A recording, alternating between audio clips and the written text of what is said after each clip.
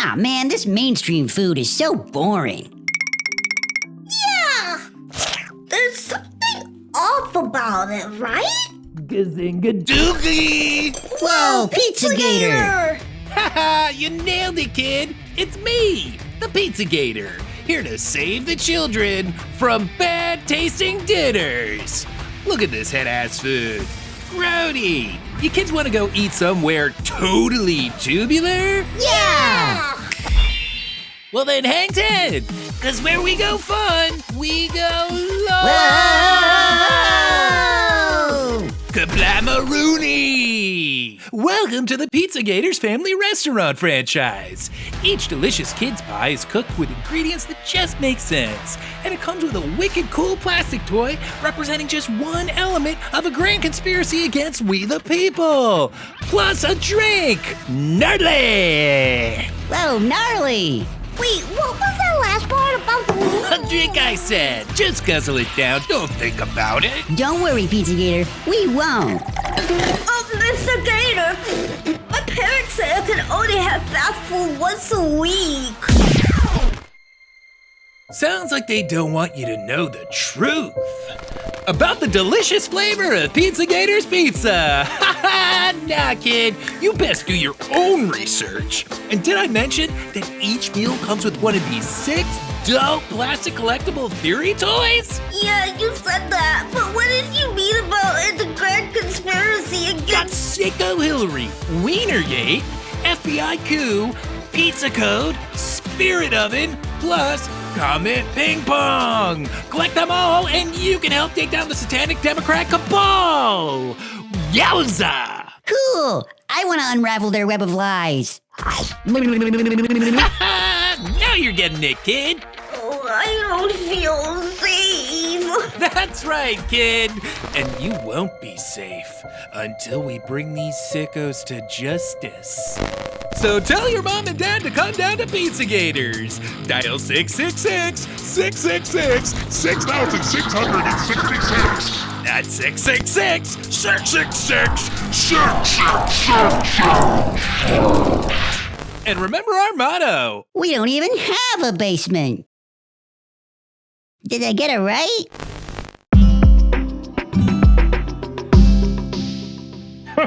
A little goblin parlor trick.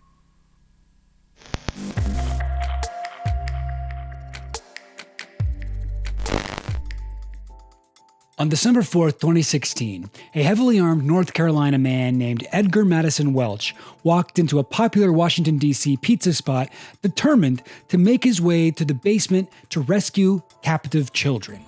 The ensuing media frenzy shone a national spotlight on something called Pizzagate. Pizzagate, such an American conspiracy theory. It's got kind of like Protocols, but more fast food based. Pizzagate's the indie darling that was later spun off into the soulless Hollywood mega blockbuster Q Anon. Now, 2016 was a long time ago. You may have heard that Pizzagate is a thoroughly debunked conspiracy theory, but I've never found the usual explanation for that satisfying. Now, according to the folks with the spider eggs hatching in their brains, Clinton and Podesta have a series of smuggling tunnels that connect to the basement of this pizzeria. But police refuse to investigate the basement crime scene on the flimsy excuse that the pizzeria does not have a basement. That's how deep this goes.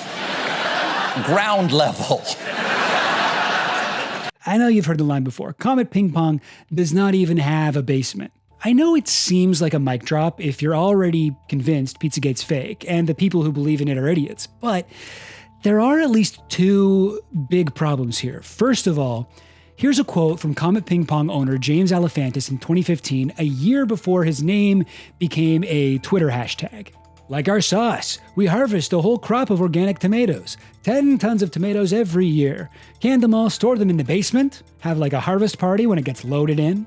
Okay, and second, I think a lot of normies miss that Pizzagate isn't easily debunked because its distinct components can survive even if one does get torn down. Try to put yourself in the mind of someone who believes the conspiracy and think about how this sounds.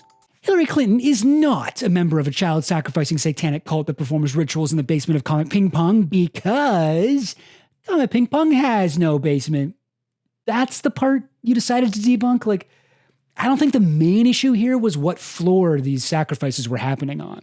Ironically, the basement line is a surface-level critique. It's good for making normie liberal types feel superior, but it's unlikely to change anyone's mind if they've heard any more about this theory than can be summed up in a 5-minute Colbert Show monologue. My purpose with this video is to give everyone a better understanding of Pizzagate. It doesn't matter where you stand politically or how much you've already heard about this theory. My goal is to show you what Pizzagate was, where it came from, and maybe even what it was trying to tell us. Come with me, deeper down the pizza hole than we've ever been, where I can show you precisely where each of its core elements came from, hopefully taking away their mystery better than a New York Times factual debunk ever could. Now, to do this, we must examine not just its fully cooked up claims ready to be delivered to the public in 30 minutes or less. And this pizza will be free because it's going to take me longer than 30 minutes to deliver. But also we have to step into the back room and travel down the secret tunnel to the basement to really see how the pizza was made. Oh, one more thing. Usually for these kinds of videos, I like to stay kind of neutral while I lay out the evidence and let you make up your own mind.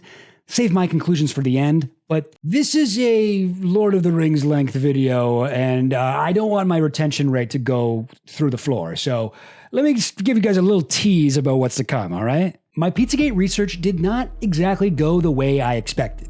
I came in ready to dismiss it all, and in many ways, yeah, there is a lot of absurdity and obvious bullshit that I will unpack. But as I kept tracing its roots, I found myself taking red pills, going down the rabbit hole, and other references to the Matrix.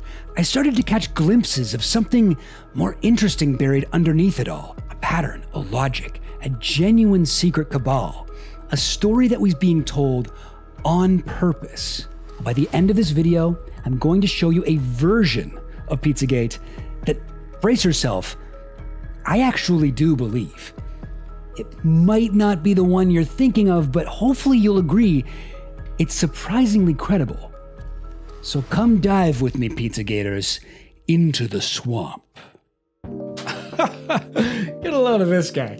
Hi there, I'm YouTube's Chill Goblin. One question I get asked all the time is, hey Chill Goblin, I love your videos, but isn't YouTube linked to the PayPal mafia and owned by a surveillance megacorp? Doesn't supporting YouTube only help usher in the oligarchical dorkocracy that we all fear?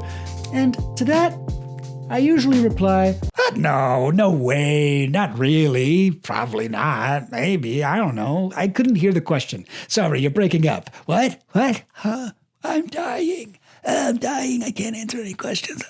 Unrelated, did you know that I'm actually now Means TV's Chill Goblin as well? That's right, I've just become a member of the first and only worker-owned, worker-run, anti-capitalist streaming platform, Means TV. You can find all my videos uncensored there, unlike this one where I had to cut out a bunch of words in order to hopefully get it monetized. Not that I mind, I love how YouTube keeps you on your toes like that. And I don't think it's annoying that they aren't specific about what words to avoid. It's fun like a game that you can't win. Plus, stuff made by some very cool people making political content like Abby Martin and Non-Compete, and comedy from people like Sarah Squirm and Nathan Fielder. Whoa, cool! So just click on the link in the description, scan this QR code, or if you're feeling up to the task, you could also type these letters exactly in order into your URL bar and sign up using my coupon code CHILLGOBLIN, all one word, no space, CHILLGOBLIN, to get 20% off your first month or your first year. 20% off. Think of it. 12-month subscription to Means TV for less than the cost of a cup of coffee that's $90. Okay, that's all I gotta say about Means TV right now. Let's get back to what Mr. Handsome over here was saying before I so rudely interrupted. Something about, Watergate? The 6 Pizzagate Slices. Collect them all. Now, Pizzagate is a pretty simple idea compared to Q Anon, which incorporates into its lore, 1, 2, 3, every conspiracy theory ever made in history. But it can still get pretty sprawling. So for our purposes today, I've boiled it down to 6 collectible kids' meal toys, which fall into 3 categories. You'd have to have been eating at this family restaurant pretty often in 2016 to collect them all, but it's worth it because when they're snapped together, they form a limited edition PlZZAGATE, a plastic mech warrior powerful enough to change the outcome of an election. Now, I'm going to go over each of these ideas, and while I'm going to be more critical of them later in the video, to start off, let me just try and steelman them and present them to you in a way that people who do believe in Pizzagate might actually agree with. Sicko Hillary. First, the core pillar of Pizzagate, the base ingredient, the dough upon which all other ingredients will be built up on top of. Hillary Clinton, the child abuser. If you look at Pizzagate as an improv scene, Sicko Hillary is the audience suggestion, and everything else is basically a yes and. There are degrees here. At the low end, it's not Hillary, but her husband Bill, who's the pedophile. At the upper end, it's not just Hillary, but the entire Democrat Party, every politician in aid. Wherever you fall on that spectrum, this is the only one of our 6 collectible pieces that you kind of have to have in order to call yourself a true Pizzagator. It's going to be the driver for everything else, the pilot in the cockpit of the Jaeger suit. Everything else connects to it. Now from here, our Pizzagate theories fall into 2 other categories, and both involve a different Hillary email scandal. Remember in 2016, the biggest story for months was just Hillary Clinton and these fucking emails. They're on a private server and whatever. Personally, I don't think I really care about the server being private, but what sometimes gets lost in all the noise about the emails is that a lot of the leaked emails revealed embarrassing and, I would say, disqualifying things about Hillary and her campaign. This is where we read the transcripts for Hillary's speaking gigs on Wall Street, for which she was paid millions of dollars. There's a part she admits that many of her publicly advocated positions are different from what she believes behind, closed doors when she's talking to billionaires one-on-one. There was the overwhelming evidence that the supposedly neutral DNC had a clear pro-Hillary bias, and the discussions they had about how to stack the deck against Bernie Sanders in the primary. It's not surprising, but, it's good to have confirmation about that. There were emails that also revealed someone at CNN had leaked debate questions in advance to Hillary. That's cheating. Don't worry, there were consequences to this one. It actually led to CNN firing Donna Brazile. But absolutely none of that was part of Pizzagate. Not really. In their analysis of Hillary's email scandals, Pizzagators found something far worse. First, there were the emails the FBI found on a laptop owned by married couple Anthony Weiner and Huma Abedin. Now, these emails were actually never leaked to the public, but they do apparently exist. Weinergate. Huma Abedin was Hillary's closest aide and vice chair of her campaign. She's basically Hillary's Doug Band. At Huma's wedding, Hillary Clinton said, "I have one daughter, but if I had a second daughter, it would be Huma." Unfortunately for Hillary, her surrogate daughter married Anthony Weiner, who is a talented Democrat politician and horny imbecile who, as hard as he tried, just could not stop sending dick pics to young women. You really should not do this, but especially if you're a Democrat politician whose last name is Weiner. Do not make it that easy for the people who write New York Post headlines. After 2 separate Weinergate scandals in 2011 and 2013, Weiner's political career was essentially over. There's a really solid documentary about his failed 2013 mayoral run. It's just called Weiner. Honestly, well worth a watch if you haven't seen it. The filmmakers, they intended to make a film, I think, about his, redemption arc, and they just happened to have the cameras rolling as he got caught in Weinergate scandal number 2. And he kept doing interviews with them. He did not stop the documentary. Shit. This is the worst. This is the worst. Doing a documentary on my scandal. It's like documentary gold, Anyway, somehow in 2013, Weiner, who had no political career left to tarnish, managed to send messages inappropriate enough to destroy the campaign of his wife's boss, Hillary. This is partly because 2016 Weinergate was much worse than the previous 2. First, Weiner sent a woman a picture of himself with an erection in bed, lying next to his sleeping toddler son. Oof, dude. Then on September 21st, the Daily Mail broke the news that Weiner had sent sexual messages to a 15-year-old girl. That is a crime. You can't do that. This led to his laptop, which he possibly shared with Huma, being confiscated by the FBI in a raid on September 26th. Now, while searching his laptop for child material, The FBI found thousands of emails from Clinton staff. There had already been a long, drawn-out, excruciating FBI investigation into Clinton's private email server, and it had concluded that everything was fine because technically none of the emails on that server were clearly marked classified. But on October 28th, 11 days before Election Day, FBI Director James Comey notified Congress of his decision to reopen the investigation into Hillary's emails. 9 days later, on November 6th, Comey told Congress that, oops, actually my bad, false alarm, no big deal, nothing's changed, same conclusion as before. Sorry if I got everybody worried, that must have been stressful right before the election, jeez.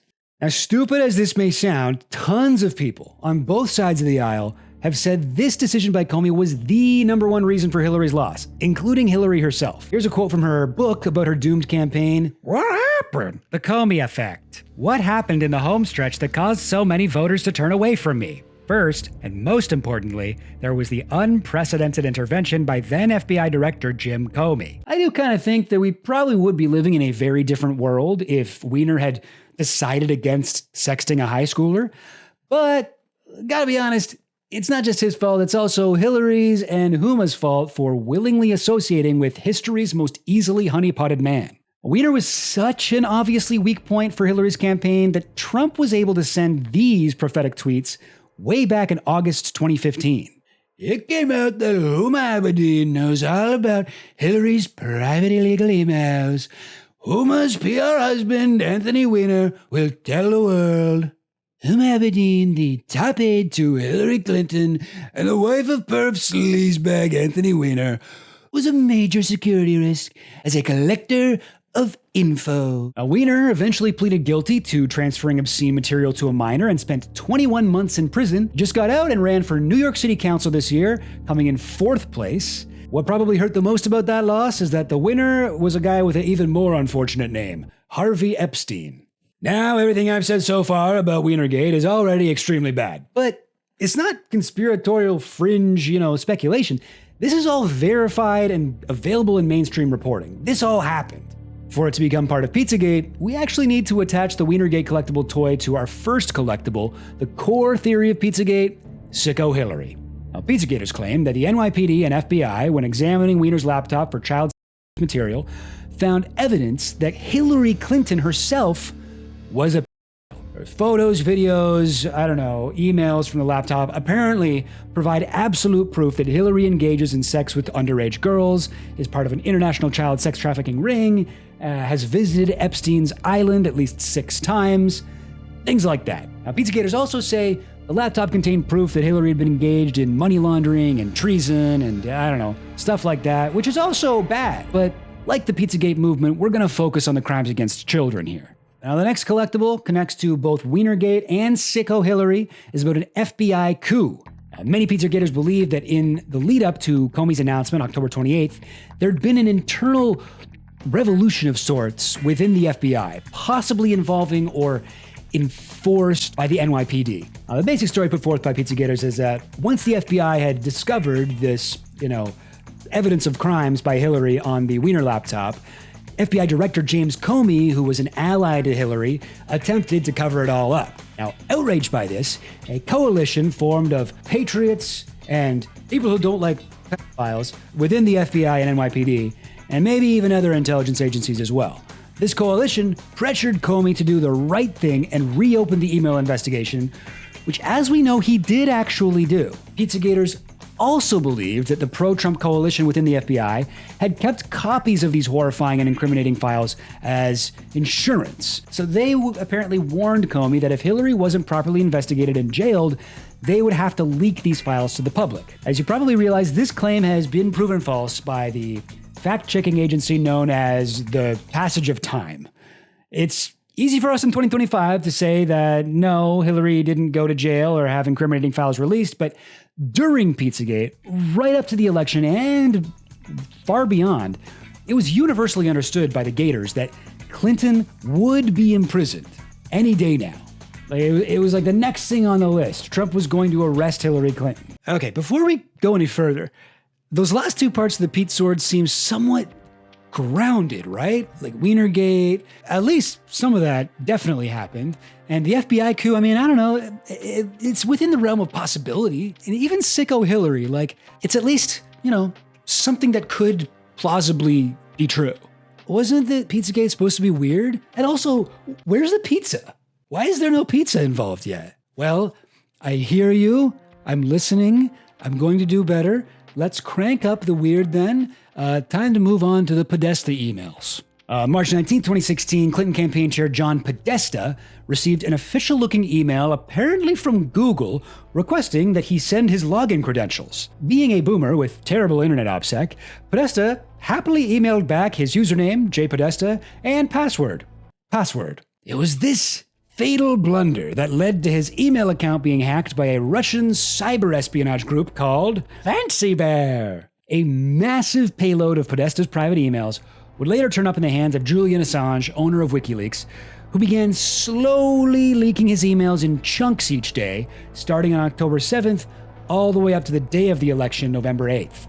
Independent researchers combed through these daily leaks, and what they found was shocking and strange. Pizza as code. For one thing, they noticed that Podesta mentioned pizza a lot, sometimes in seemingly nonsensical contexts. There were also equally weird mentions of hot dogs, cheeses, and sauces.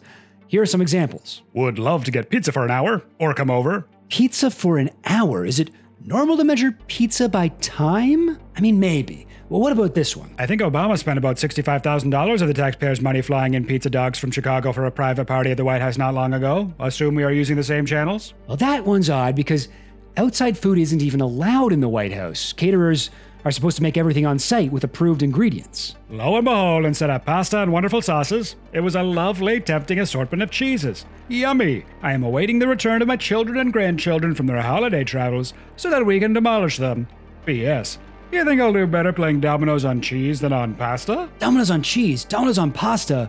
What on earth could that mean? Buddy, that ain't how you play any kind of dominoes I ever heard of.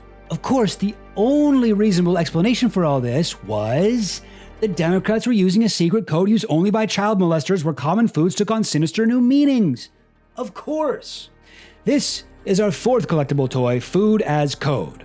The most widely circulated decode list advised that pizza actually meant girl, hot dog meant boy, sauce meant orgy, and map meant semen. We should start a conspiracy theory about how these Pizzagate folks eat maps. Yeah. It's like, wait a second, you eat maps? Yeah, I'm totally human. I eat maps. It's my favorite food. Yeah, there's some kind of map-eating aliens. Yes, I am human. I enjoy food like pizza, and maps. hot dog, map. Map is food, right? Yeah, that one's a little bit out of place. It's like everything else is a food. Ice cream, walnut. Oh, walnut apparently means person of color. Okay. Of course, the Democrats would want to have some kind of person of color in there. Yeah. They just love their DEI. Just can't get enough of it, can they? Armed with lists like these, Pizzagators could make Podesta emails which seemed innocuous on the surface reveal something much darker. It's like having a plastic Happy Meal version of the glasses from They Live. Spirit cooking. Now, the next collectible theory toy concerns another leaked email forwarded to John Podesta by his brother, Tony Podesta, from a woman named Marina Abramovich. Dear Tony, I'm so looking forward to the spirit cooking dinner at my place. You think you'll be able to let me know if your brother is joining? All my love, Marina. Marina Abramovich is a famous conceptual and performance artist whose 1996 art series Spirit Cooking was converted into a cookbook of aphrodisiac recipes and poetry. At some point, Marina also expanded Spirit Cooking into a thing she would perform at dinner parties for rich people. Well, videos of Marina performing this piece are easily found online, and whoa, am I the only one who finds them kind of creepy? Starts out looking into this bucket of blood.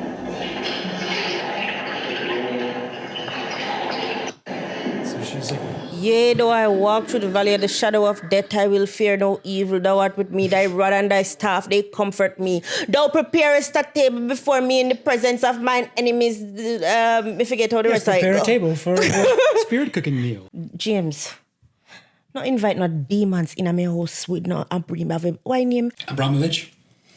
You ever see how he look? Ever see how she look? Yeah, I seen how she looks. She's scary bad. Spirit spirit cooking involved Abramovich writing strange recipes on the wall with blood. Things like, mix fresh breast milk with fresh sperm milk. Drink on earthquake nights with a sharp knife cut deeply into the middle finger of your left hand. Eat the pain. Yeah, okay. That sounds scary as hell. Considering that last one, you might be surprised by how many photos there are of famous Democrats with band-aids on their left middle finger. Here's one of Podesta, there's a bunch of Obama, and this one he's got 2 bandages, so if this was from spirit cooking, looks like he accidentally cut the wrong finger first. By the way, little etiquette rule, you never want to do that at a satanic ritual. That's how you screw up and accidentally summon Jesus. You will never live that down. You're going to have to find a whole new coven. There's also a photo of Abramovich that I think at the very least seems inspired by Satanism. What name is Baphomet? Baphomet, a goat head. I've all the black people on like online and by black people online, I mean obviously the Shade Room. That's where all of them congregate. Black 4chan. Like they're like, who is this demonic presence? Right. Yeah. This year. Abramovich appears to be very popular among the wealthy and elite, counting not only Tony Podesta as a fan, but also Lady Gaga and Jay-Z, who once based an entire music video on her work. Comet Ping Pong. Now, our final collectible Pizza toy also comes from the Podesta emails. PizzaGators discovered messages to Podesta from DC pizza shop owner James Alefantis. Who's Alefantis, you ask? Well, in 2012, GQ called Alefantis the 49th most powerful person in Washington, D.C., which is a little strange because he's not a politician or a lobbyist.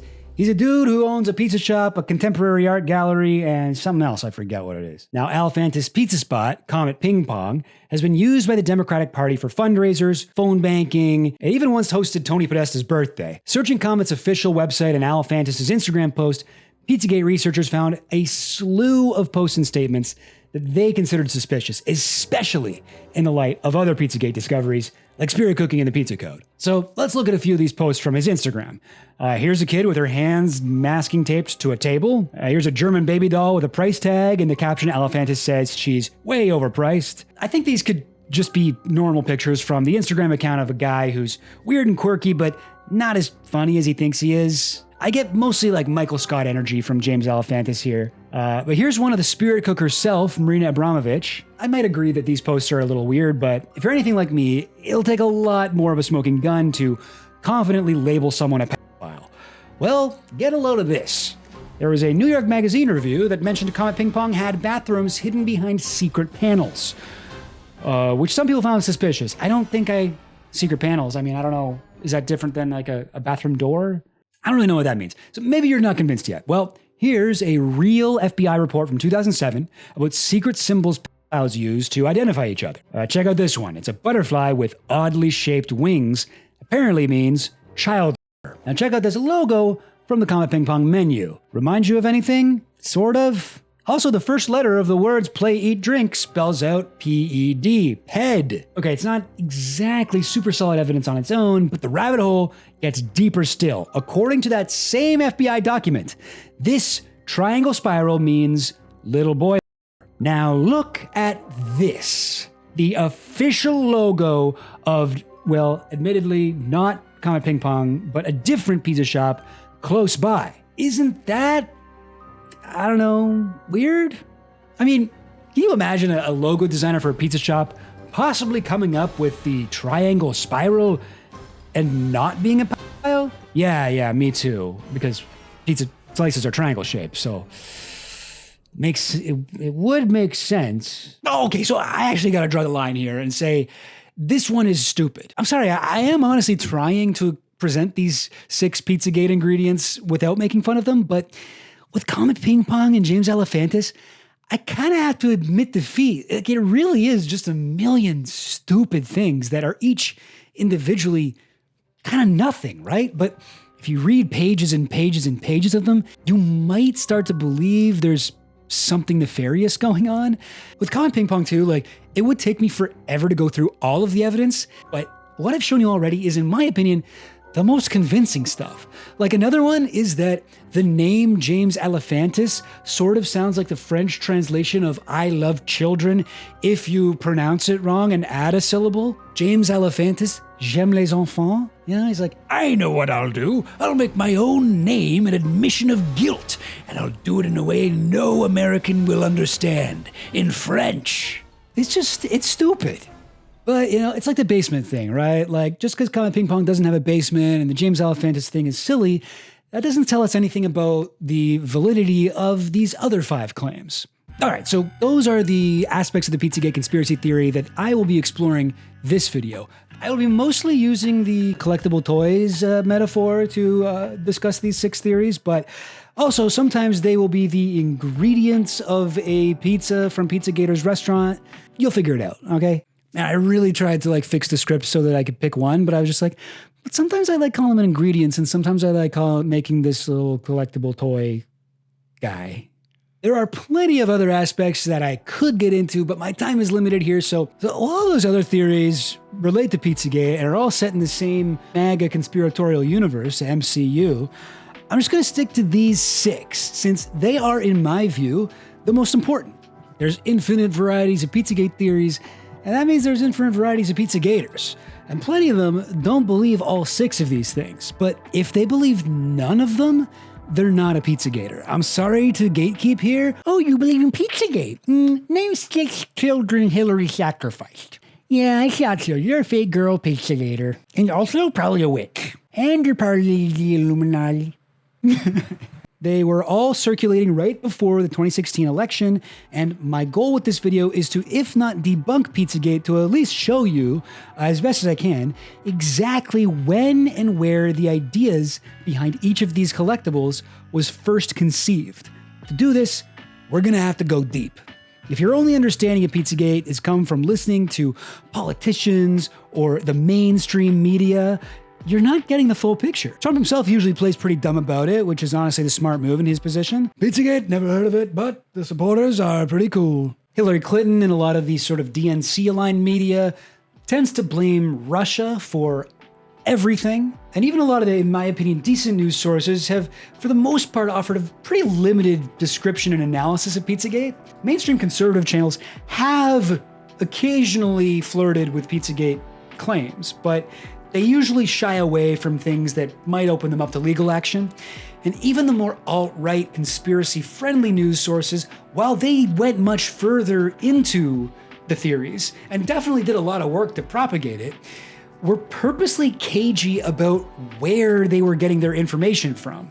Pizzagate was for sure real, and they had it confirmed from multiple sources, but sorry, they could not tell you what those sources actually were.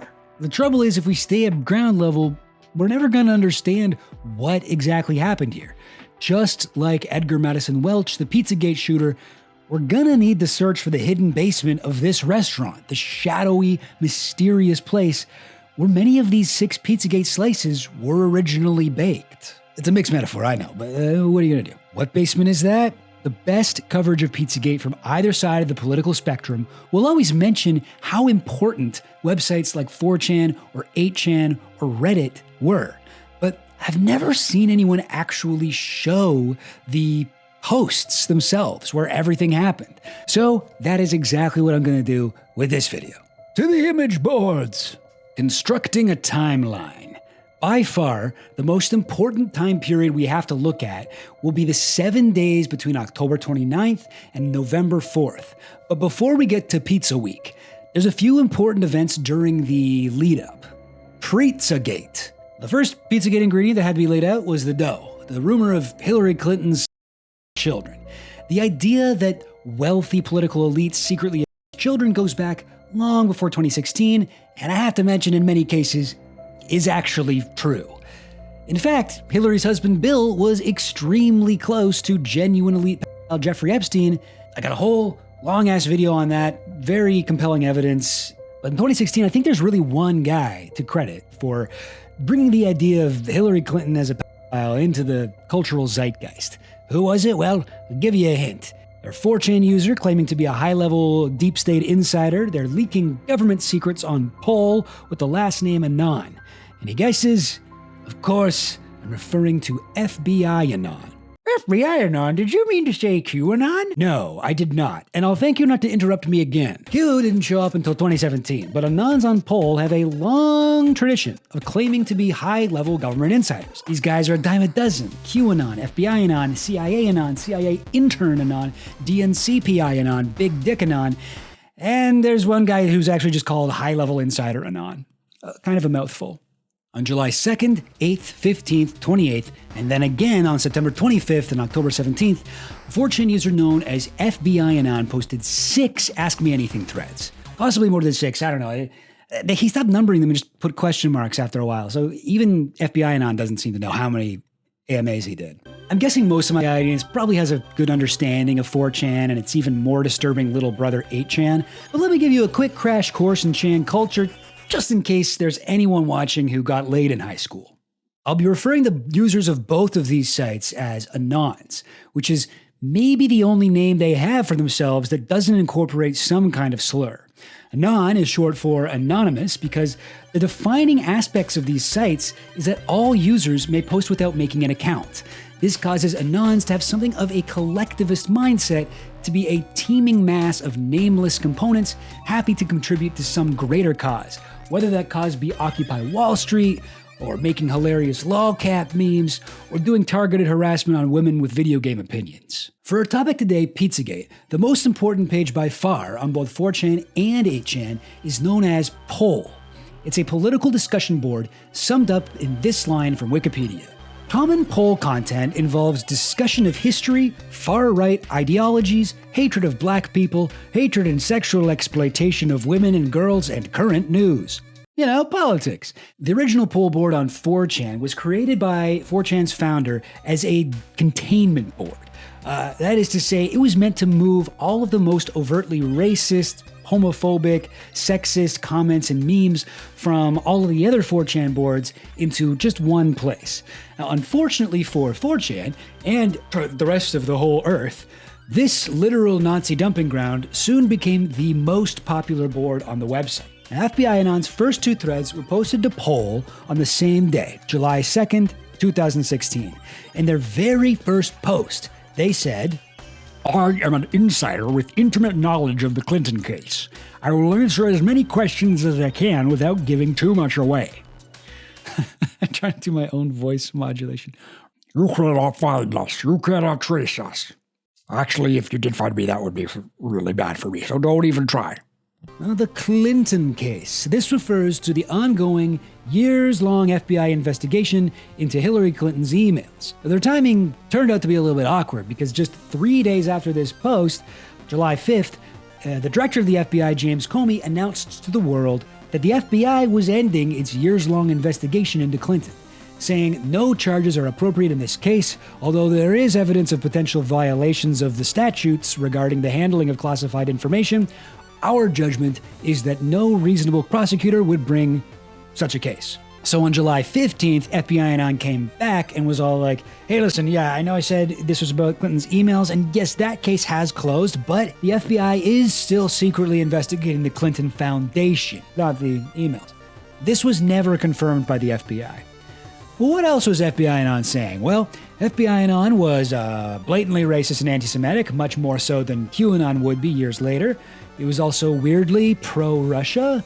But most important to our investigation, FBI Anon may have been the first prominent voice on 4chan to make a claim about Hillary Clinton's children in the lead up to Pizzagate. Is Epstein still running money and child sex for the Clinton Foundation?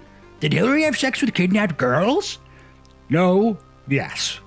So this was I gotta say, if I am talking to an FBI agent, I would want to know more about surveillance on American citizens. Well, so you're mostly upset that, how did you know that Hillary's having sex with kids? No, that's not what That's a violation of her privacy. Yeah. I think that's what you find upsetting. You're going a little bit too far by looking into Hillary's. Wow. And how did you know that? Yeah. Surveillance. Looks like egg on your face. In the dark, mysterious basement of the Pizzagators restaurant, think of FBI Anon as the first sous chef on the assembly line, rolling out the dough, putting out into the world the foundation on top of which the rest of Pizzagate would be built, throwing down the core collectible theory. FBI Anon elaborated more on this in his second AMA. Question: speak a little more on the child prostitution ring. Sex rings are popular in all governments, but pedophilia is primarily in British Parliament and Saudi Arabia. And that's why HRC and BC love foreign donors so much. They get paid in children as well as money. Dig deep and you can find it. It will sicken you. Now, this subject, in the vague direction to dig deep, was catnip to the Anons. They couldn't get enough of this. One of the most common questions asked on these AMAs was always, how can we find out more about the child trafficking stuff? FBI Anon rarely elaborated for them. Meanwhile, back in the real world, Anthony Weiner was getting caught sexting again, culminating with September 21st, when the Daily Mail broke the story about the 15-year-old. Not good.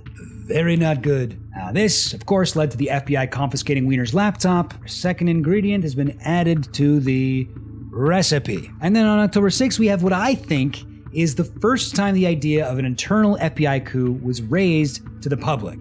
A New York Post article drops titled, FBI agents are ready to revolt over the cozy Clinton probe. Veteran FBI agents say FBI Director James Comey has permanently damaged the Bureau's reputation for uncompromising investigations with his cowardly whitewash of former Secretary of State Hillary Clinton's mishandling of classified information using an unauthorized private email server. Comey has turned a once proud institution known for its independence into one that bows to election pressure, hands out political immunity to candidates, and effectively pardons their co-conspirators. He's turned the FBI into the Federal Bureau of Immunity and lost their trust and respect of not only his agents, but the country at large. Yeah, imagine Comey's like reading all this, be like, well, listen, I'll do whatever. I'll screw things up for Hillary if you want. Okay. You're a weak man, Comey, and you can take that to the bank. On October 7th, WikiLeaks dropped the first batch of those stolen emails from Hillary's chief of staff, John Podesta. Always a showman, Julian Assange released more Podesta emails every day up until the election. A pretty genius way of ensuring this story stayed in the news. I gotta respect the showmanship. That was smart. That was a smart move. If nothing else. Did it for the drama, yeah. He's a drama queen, this guy. Oh, he knows how to whip people up into a frenzy. Julian Assange is kind of if Gossip Girl plagiarized someone else's work. He's like, every day I'm going to drop like a little piece of gossip. It's like XOXO, Gossip Boy. Yeah, he didn't even write it, okay? On October 9th, Trump actually brought up the situation at the FBI during his debate with Hillary. The people of this country are furious. In my opinion, the people that have been long-term workers at the FBI are furious. Meanwhile, the users of the Chan boards were going through those emails pretty meticulously. On October 13th, we have the earliest whisperings of the pizza as code idea I could find. In an 8chan poll board titled Podesta's Emails Part 6, an Anon posted an email from Clinton's top aide, Doug Band, with the subject line pizza.jpg. The entire text of the email read, as John said, doesn't get any better than this. To which the responding email read simply, nice. Now it looks like an email about pizza, right? Well, for the Anons, pizza didn't always mean pizza. So 4chan loves jokes, especially jokes about 4chan. Self-deprecating humor aimed at the unemployed, neat, incel, anime-obsessed weirdos that frequent the site are common, as are references to the large number of file users. In 2016, where our story takes place, there was a running joke going on that since 4chan was now 13 years old, it was too old for 4chan users. You know, Anons love meta stuff like that. They're a bunch of metaphiles. Another one of these winking metaphilic jokes is about the initials CP, which always stood for child pornography.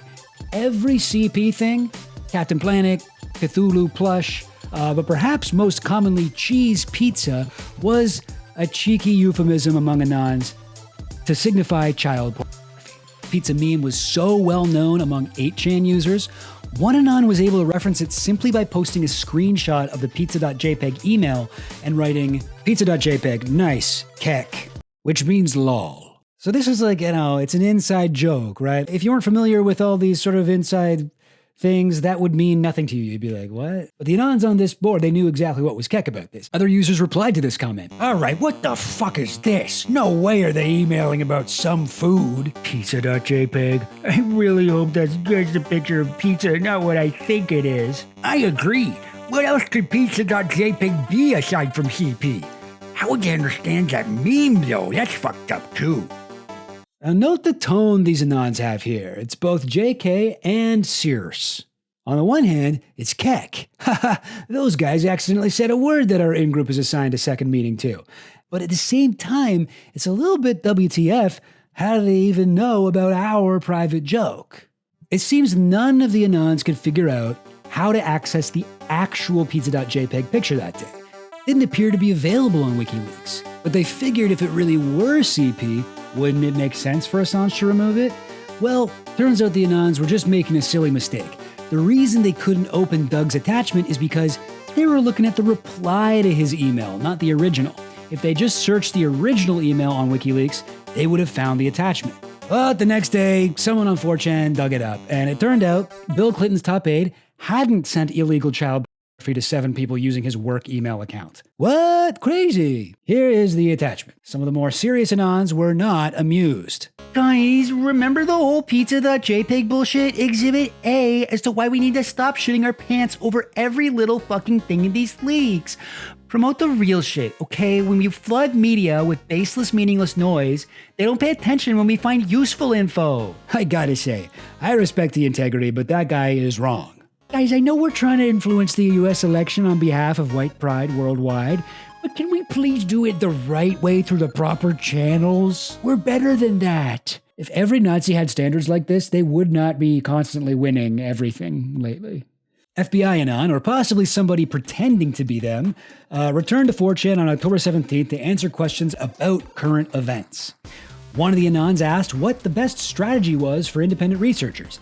FBI Anon's response was vague, but they did give one interesting suggestion. The next few batches of WikiLeaks dumps should help insert this. It will all start to make sense when you connect the dots. And as an aside, when you are reading Podesta's emails, remember that the Clintons deal in weapons, drugs, and people. Some terminology in use is far more nefarious than many of you expect. Anons will take this advice very seriously in the coming weeks, particularly the idea that the Clinton emails were using deceptively nefarious terminology. Well, let's take a break from the chans and touch some metaphorical grass for a second. On October 28th, FBI Director Comey made his announcement about reopening the FBI's investigation into Hillary Clinton's emails, and the stage was set for Pizza Week. And Hillary's fate was pretty much sealed. Pizza Week. Okay, day one of Pizza Week. It's October 29. Let's head over to a forum called The Rant. New York City cops speaking their New York City minds. User Fat Old Man says, I got a hot rumor that the feds were forced to reopen the Hillary email case because apparently the NYPD sex crimes unit was involved in the weird case. On his laptop, they saw emails. They notified the FBI. Feds were afraid that NYPD would go public, so they had to reopen and be accused of a cover-up. Now, this is a slightly different variation on the FBI coup we've so far seen reported by the New York Post. Mr. Old Man says that the coup was started by officers in the NYPD applying pressure to the FBI. No actual allegations of Hillary, but there is a mention of the NYPD sex crimes unit. Fat Old Man is, I believe, the first person to combine the Wienergate collectible piece with the FBI coup collectible piece, but like I said earlier, if it doesn't include the sicko Hillary piece, it ain't Pizzagate. I guess I'm Pizzagate keeping here, but it's just not Pizzagate if Hillary is in the pedophile. But this guy Fat Old Man is pretty interesting, and this post is a huge moment in the development of Pizzagate. For what it's worth, Fat Old Man appears to be a real human being, not a bot or an op or a Russian disinfo agent. He's been active on this cop forum since 2011, and still in 2025, he's posting regularly. From what I can tell, he does appear to be a New York City cop, and he also does seem to be like kind of a bastard. But I repeat myself. Let me just check out what has he been posting lately. His icon is Cartman from South Park, dressed as a pirate. Jesus Christ. Well, one of his most recent posts is, how do I put this? He posts a story about a Californian police officer who was arrested for sexually assaulting a woman. with a mental disorder, and he says, "Ha ha ha, and you guys thought the NYPD was fucked up." That's the general vibe. Maybe New York cops shouldn't speak their minds. Maybe they should keep that stuff inside their mind. I don't know, he seems bad. Anyway, moving on. Fat's post was screenshotted and shared to a Facebook group for cops, and from there it was screenshotted off of Facebook and posted on Twitter by the account Eagle Wings, or at Nivisa4031. Eagle Wings is more than likely part of a bot network, tweeting way too often to be a human being, around 70 times a day, every day, always boosting Trump. Huge account, though. They're followed by Sebastian V. Gorka, Michael Flynn, James Woods, Dinesh D'Souza, and more massive audience, part of this kind of right-wing Trump war room ring of accounts on Twitter that was constantly retweeting each other and boosting each other. But we're still not at Pizzagate yet. So here we go. Later that day, we have Carmen Katz's post on Facebook, which is usually considered the first Pizzagate post. So buckle your seatbelts, ladies and gentlemen. This show's about to start. And it's a type of show where you gotta wear a seatbelt. It takes place in a moving vehicle. My NYPD source said it's much more vile and serious than classified material on Wiener's device. The email detailed the trips made by Wiener, Bill, and Hillary on their pedophile billionaire friend's plane, the Lolita Express. Yup, Hillary has a well-documented predilection for underage girls. We're talking an international child enslavement and sex ring. And notice, Carmen Katz's post is saying something very similar to Fat Old Man, both referring to their own personal source within the New York police, which, as far as we know, the New York police did not have anything to do with the FBI investigation into Wiener's laptop. But what makes this post different is that, unlike Fat Old Man, Carmen adds in the allegation that Hillary herself is a child, connecting Hillary to Bill's friend Jeffrey Epstein. She doesn't mention Epstein himself by name, but she refers to a billionaire and name drops the Lolita Express, which was the nickname for Epstein's jet. With the sicko Hillary component added in, Pizzagate officially has legs. Or arms, technically in the PlZZAGATE sense. So far, we've just got the center and the arms. What I like about the metaphor is that it almost works. Now, who is this lady? Well, Carmen Katz, probably a fake name. A Rolling Stone investigation into Pizzagate by Amanda Robb, probably the best piece of journalism on the whole thing, by the way. They tracked down what appears to be Carmen Katz's real identity, 60-year-old attorney Cynthia Campbell in Joplin, Missouri. Speaking on the phone, Cynthia claimed she had set up the Carmen Katz account years earlier, but had been hacked about 3 years before this infamous post was made.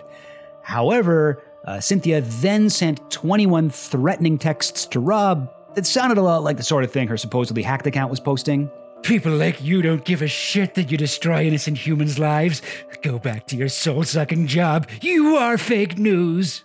So yeah, I don't know what the deal is with Carmen Katz. My insider source at the nursery rhymes factory has told me that the itsy bitsy spider went up the water spout. And has a well-documented taste for young girls. So whatever the deal was with Carmen Katz's Facebook post, the message didn't blow up on Facebook. About 12 hours later, her post was screenshotted and shared on Twitter twice by the user David Goldberg, New York. He added, I've been hearing the same thing from my NYPD buddies too. Next couple of days will be interesting. Hashtag Go Hillary. Hashtag CNN State of the Union. Hashtag This Week. Hashtag Huma. And also, rumors stirring in the NYPD that Huma's emails point to a ring and Hillary Clinton is at the center.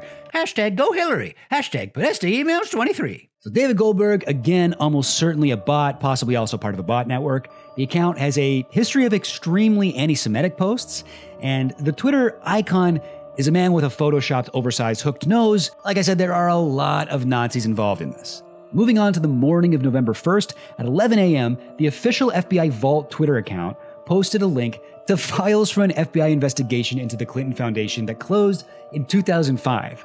Now, this caused a stir for at least two reasons. First, FBI Anon had always maintained that the real story wasn't about the emails, it was about the Clinton Foundation.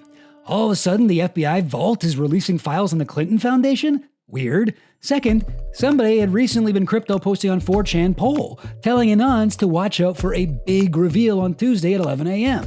If we check in with the centipedes over on the r/the Donald subreddit, that's what they call themselves, by the way. I'm not dehumanizing them. That's their name for themselves. Anyway, these disgusting centipedes were quick to connect this to FBI Anon. And for the record, they tweeted documents about the Clinton Foundation on November 1st at 11 o'clock on the dot. No, seriously? Confirmation of one FBI Anon. Either that or coincidence. Way too spoopy for me. FBI Anon is now canon. That's canon. And hell yes, FBI Anon fucking confirmed. Isn't it funny that even though they're literally talking about bringing down the Democrat file cabal with the help of their FBI friend, this is still the most Reddit conversation possible? Spelling bee champion here. Canon is spelled with but a single N. However, I do agree that it will be epic win bacon time when we do finally kill Hillary.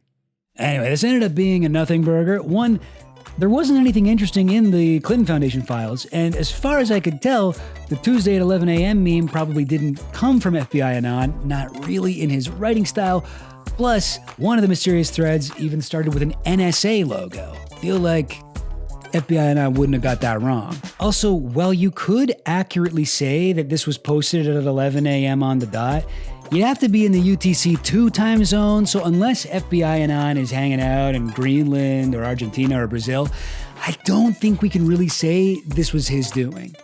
Now, in spite of all that, this coincidence really got folks riled up, from the centipedes on r/the Donald to the Anons on the chance. Now, although it's highly doubtful this post had anything to do with the Tuesday at 11 a.m. meme, I think it's more than fair to say that the timing of this post so close to the election was suspicious and very likely politically motivated.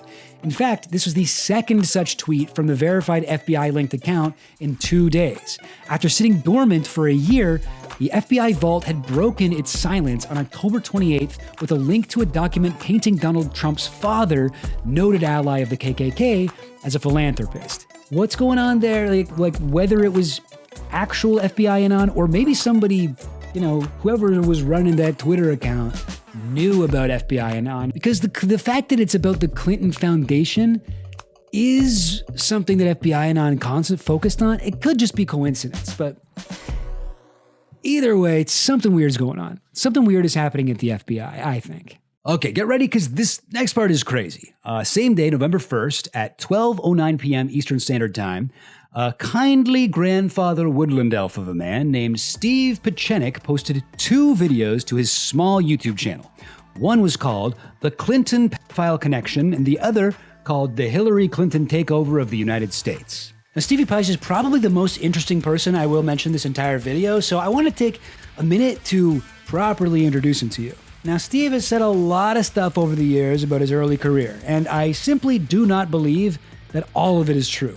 But just the stuff that's completely confirmed is still genuinely wild. In the 70s, Pieczenik was an expert in psychological warfare and hostage negotiation who did consulting work for the U.S. State Department. He was definitely hired in 1976 to be Kissinger's Deputy Assistant Secretary of State, and he served in that position until it looks like 1979. Now, he worked as a psychiatrist for many years after that. He claims to have gone back to the State Department, apparently working under Presidents Ford, Carter, Reagan, and H.W. Bush. God knows what he was doing or if that part is even true. He definitely consulted for the U.S. Institute of Peace, the RAND Corporation, and he lectured at the National Defense University. He was also listed as a member of the Council on Foreign Relations until 2012. That is all, I guess some of that I said I'm not sure about, but a lot of that stuff is confirmed. Like, this guy was at one point anyway a big deal. Yeah, no, James. You say all that to say, in a lot of words, he's a good guy. He's a good guy. You can trust him. Whoa, would somebody who worked for Henry Kissinger tell a lie? You wouldn't do anything to harm us. But that stuff's all in the past, all right? More recently, Steve Pieczenik has appeared on Infowars dozens of times.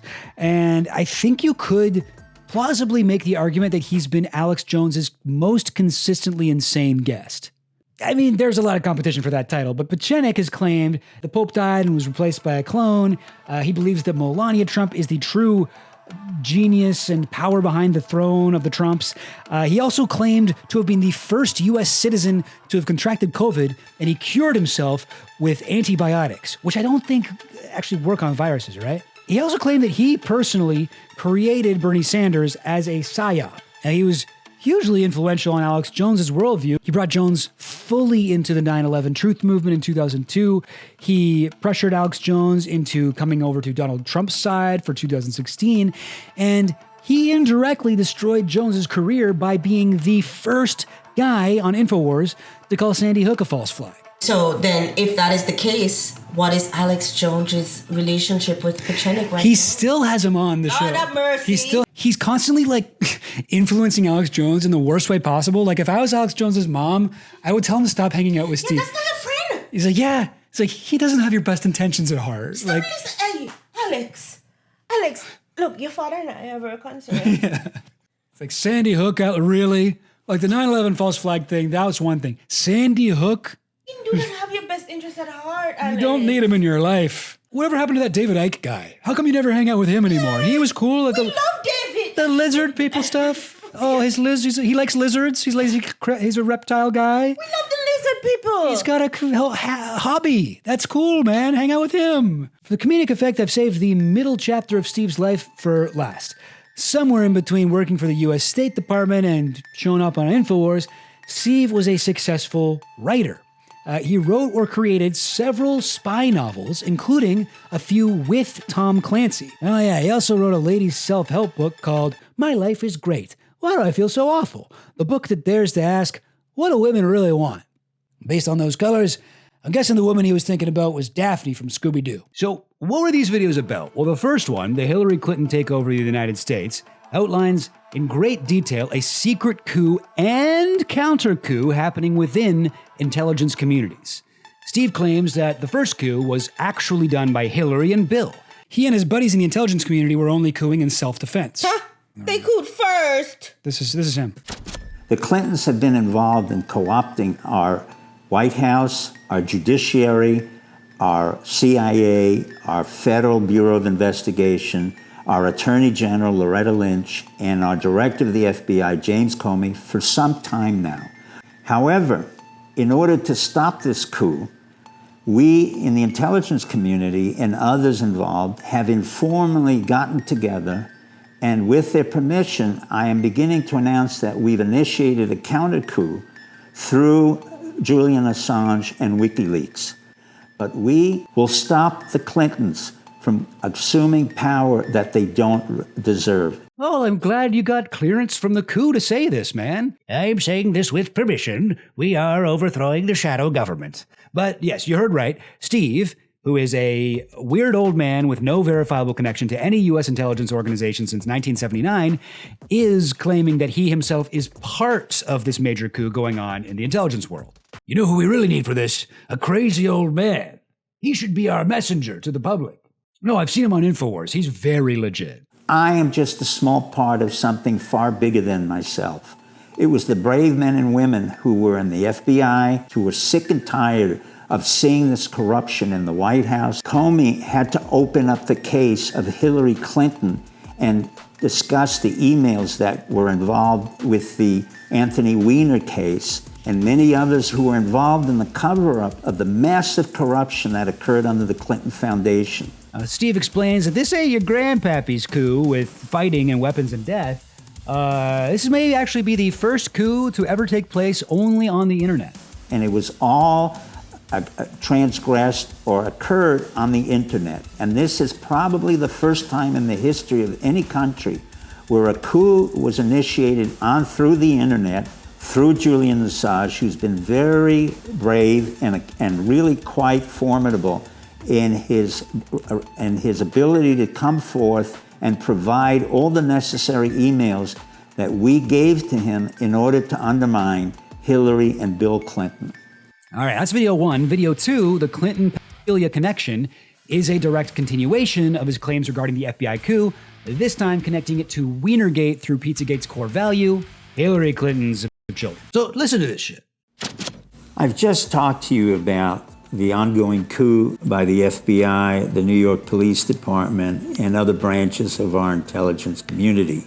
Not all the information has come out with regards to Weiner and his sexting to a 15-year-old The real issue underlying a lot of Bill Clinton's nefarious activities, as well as Hillary Clinton's sexual activities, is the fact that we know that both of them have been a major part and participant of what's called the Lolita Express, which is a plane owned by Mr. Jeff Epstein, a wealthy multimillionaire who flies down to the Bahamas and allows Bill Clinton and Hillary to engage in sex with minors. That is called pedophilia.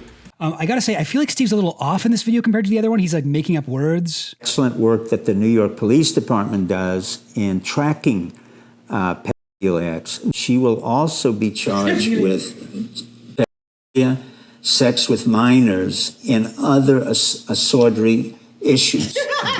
So like he's a little bit off here. It's like pedophiliacs, just like Pedophiliacs and Assadry.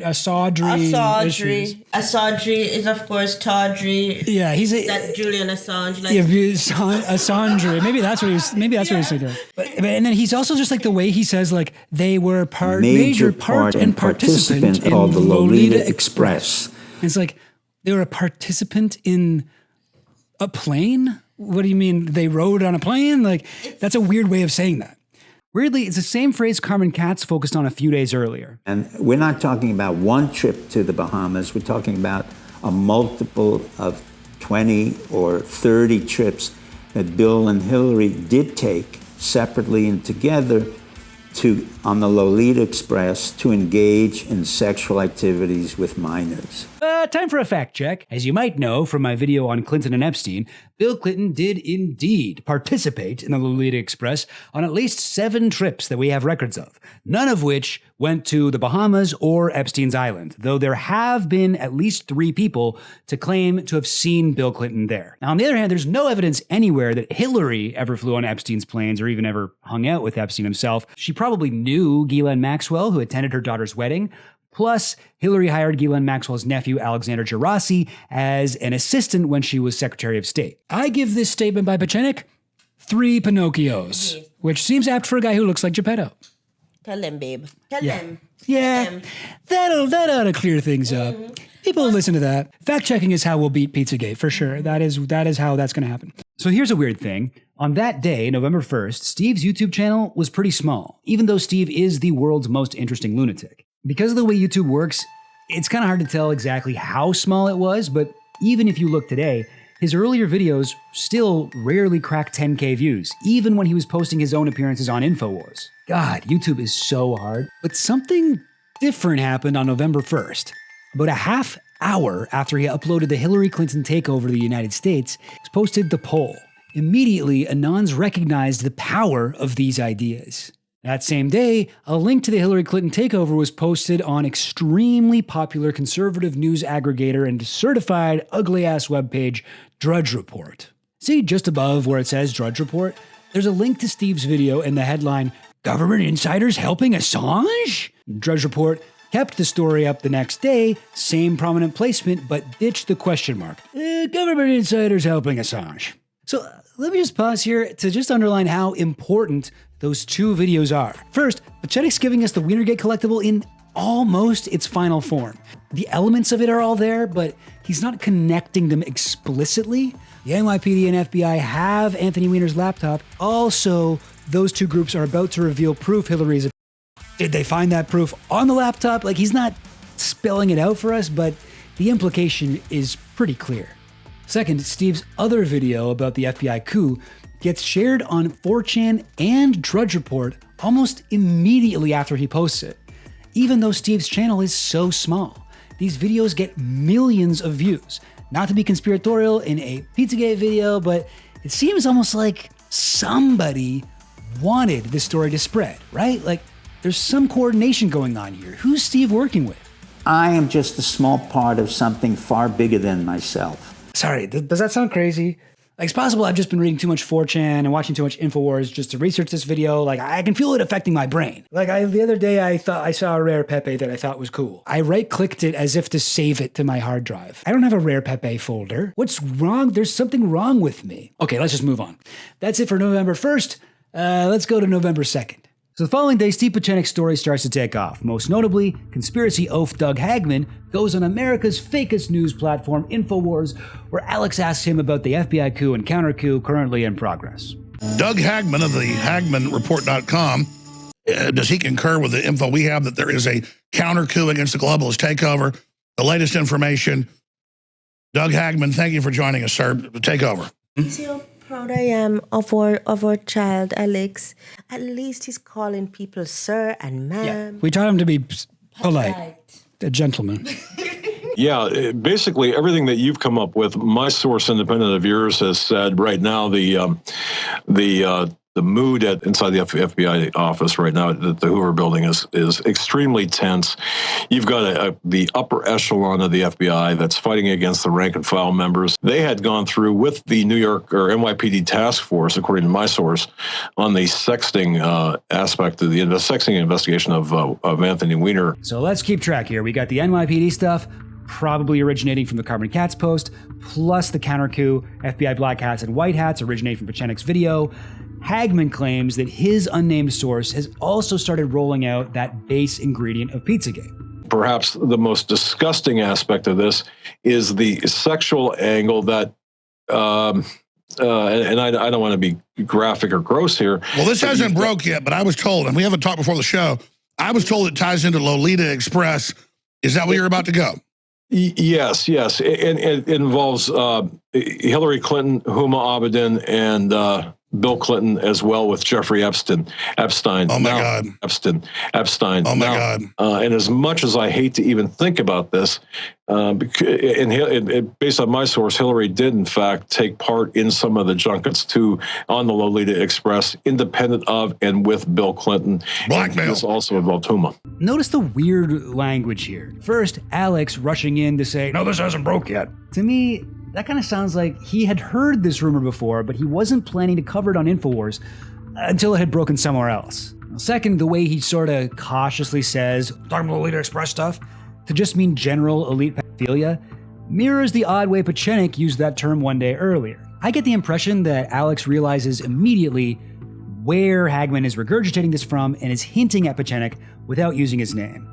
But these guys do not come out and credit Pieczenik for this. Instead, they each claim to have heard this from separate, independent, high-level sources they can't reveal. When I say that my source told me that you were a bitch, I later found out that Jessica has said that she also has a source that told me the same thing, that told her the same thing. And my source is just a scenario I invented in my head that I thought would be fucked up. Does that count as a source? Because I feel like that's a high-level source. Well, I was high when I thought of it. I was high when I thought of it, so yeah.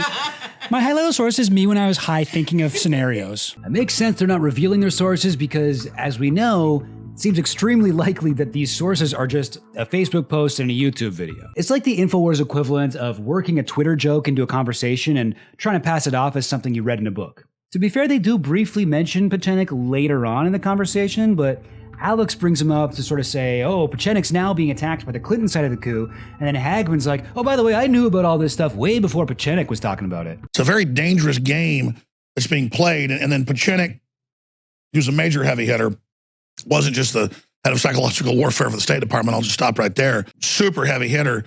I mean, he says they're going after him now. He's mentioning individuals that are being targeted now. You know, it's interesting because my source, even before I realized what was going on with Dr. Pieczenik, had mentioned that there was going to be a high-level intelligence source, a former intelligence source bringing this out. I had no idea until I saw the videos with Dr. Pieczenik. By the way, he said on air, but also privately, he had to get major authorization to do that. Right. Can you guess what I'm most pissed off about there? It's that they talk about him, but they don't even plug his YouTube channel. It's like, what the fuck? Some friends you are. Steve's channel's struggling. He's small. He's literally being attacked by the deep state, apparently. The least you can do is give him a quick shout out. He's a small creator. How else is he going to grow? We don't like Steve. We don't like Steve. We don't like Steve, but you should credit him if you're going to use his stuff. You know how your father and I feel about small creators. Mm-hmm. But anyway, Hagman takes the Wienergate theory just one step further than Pieczenik did, allowing it to achieve its final form.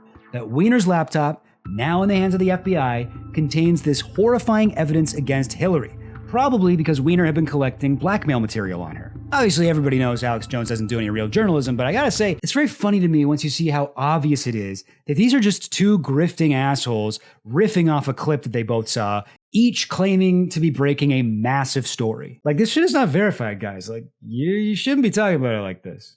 Later that day, far-right news website True Pundit runs an article about these claims, reinforcing our base Pizzagate collectible clicked into Anthony Weiner's laptop in the FBI coup.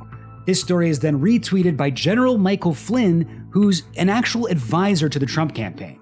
You decide. NYPD blows whistle on new Hillary emails, money laundering, sex crimes with children, etc. Must read. His voice breaks sometimes, you know? War is not about bathrooms or words that are meaningless.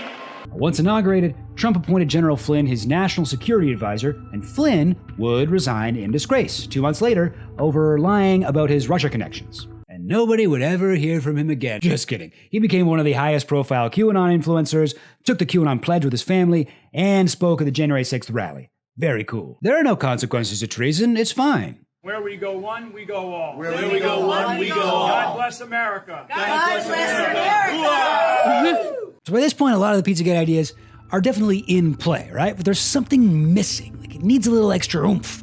Somebody's got to zhuzh it up a bit, right? Luckily, we got our writer's room over on 4chan. So you remember that email from Bill Clinton's bodyman, Doug Band? The one that said, it doesn't get any better than this with the pizza.jpg attachment? Well, here is where pizza.jpg comes back into play. Before we get into what 4chan decided about it, I want to tell you what we actually know about this photo. Pizza.jpg was sent as an attachment in an email blast by Doug Band to a handful of his colleagues, including Huma Abedin, on August 8th, 2009. On August 4th, 2009, Doug Band and Bill Clinton had flown to North Korea, where they'd successfully negotiated the release of two captive American journalists, Laura Ling and Yuna Lee.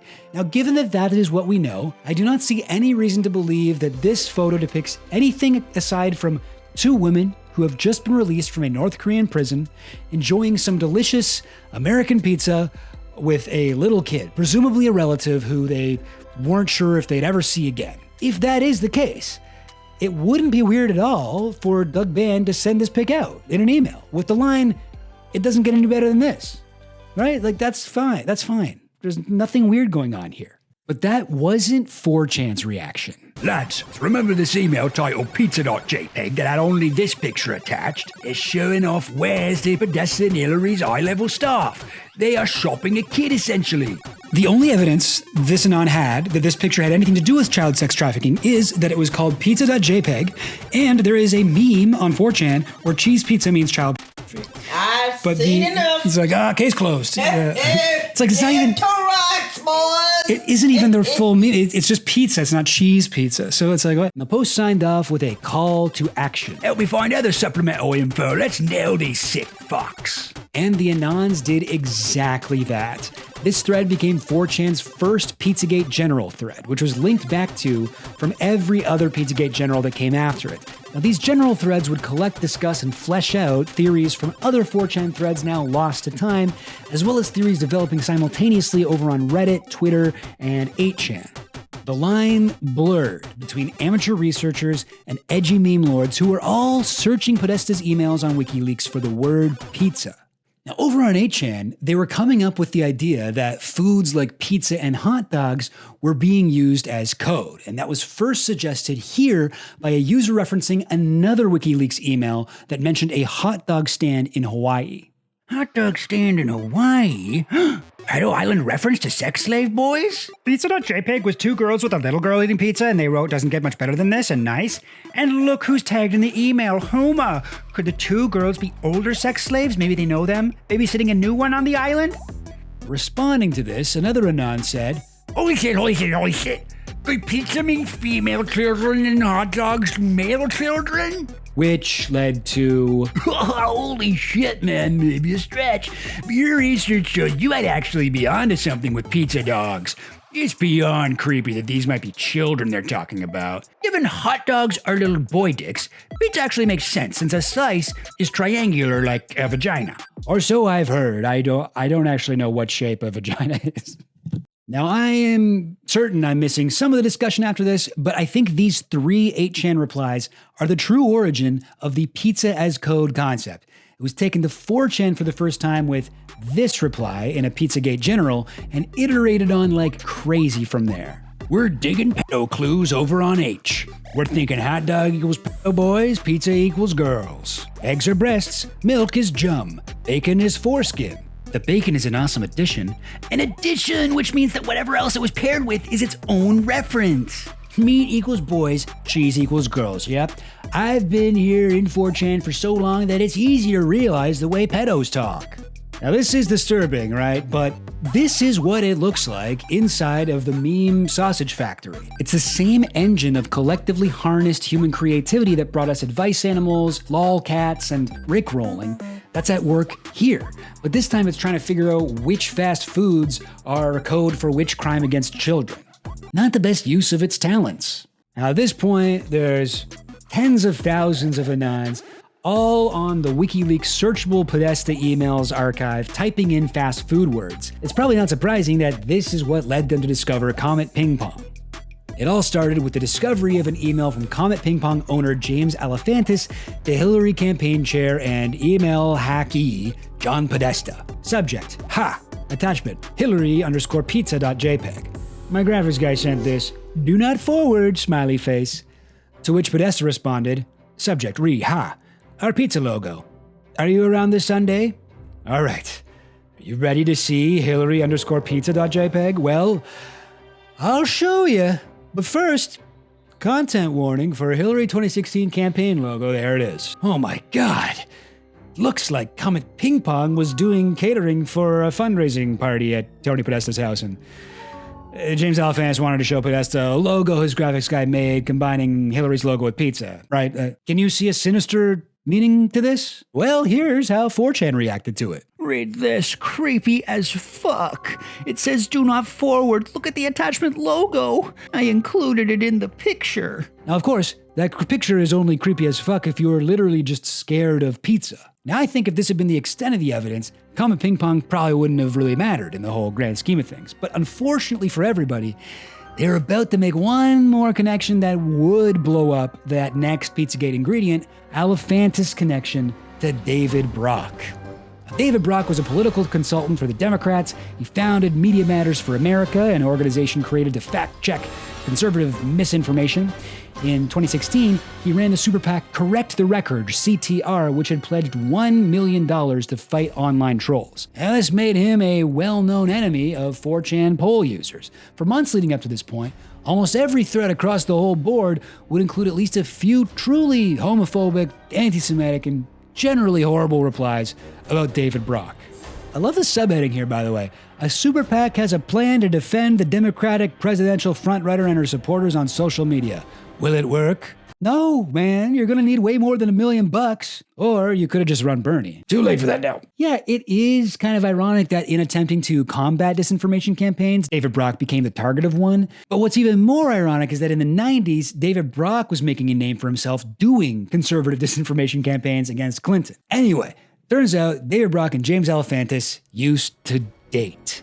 This discovery poured weapons-grade conspiracy fuel into the Comet Ping Pong theory gas tank with a little turbo boost of homophobia. And it didn't take long for Alefantis to become public enemy number one for the Gators. Anything even kind of suspicious was compiled about Alefantis and his businesses and the businesses nearby Comet Ping Pong. So here's like where all of this stuff, Comet Ping Pong has hidden doors. In the background, Comet Ping Pong is like pizza sauce. I hope these aren't sauce made of children's blood. Seems uncharitable to assume those are blood. Oh no, James. Like, the first thing I think when I walk into an Italian Nona's kitchen is, did you use children's blood? Is that the first ingredient in this? Yeah, just like a mama used to make. And that's a spicy children's blood. And that's a spicy blood ball. Stop being Italophobic. Yes, right. You know, it's truly left no stone unturned with Alefantis and his businesses, and they still didn't really come up with anything convincing. Anyway, I digress. You know how I feel about the James Alefantis stuff. It's stupid.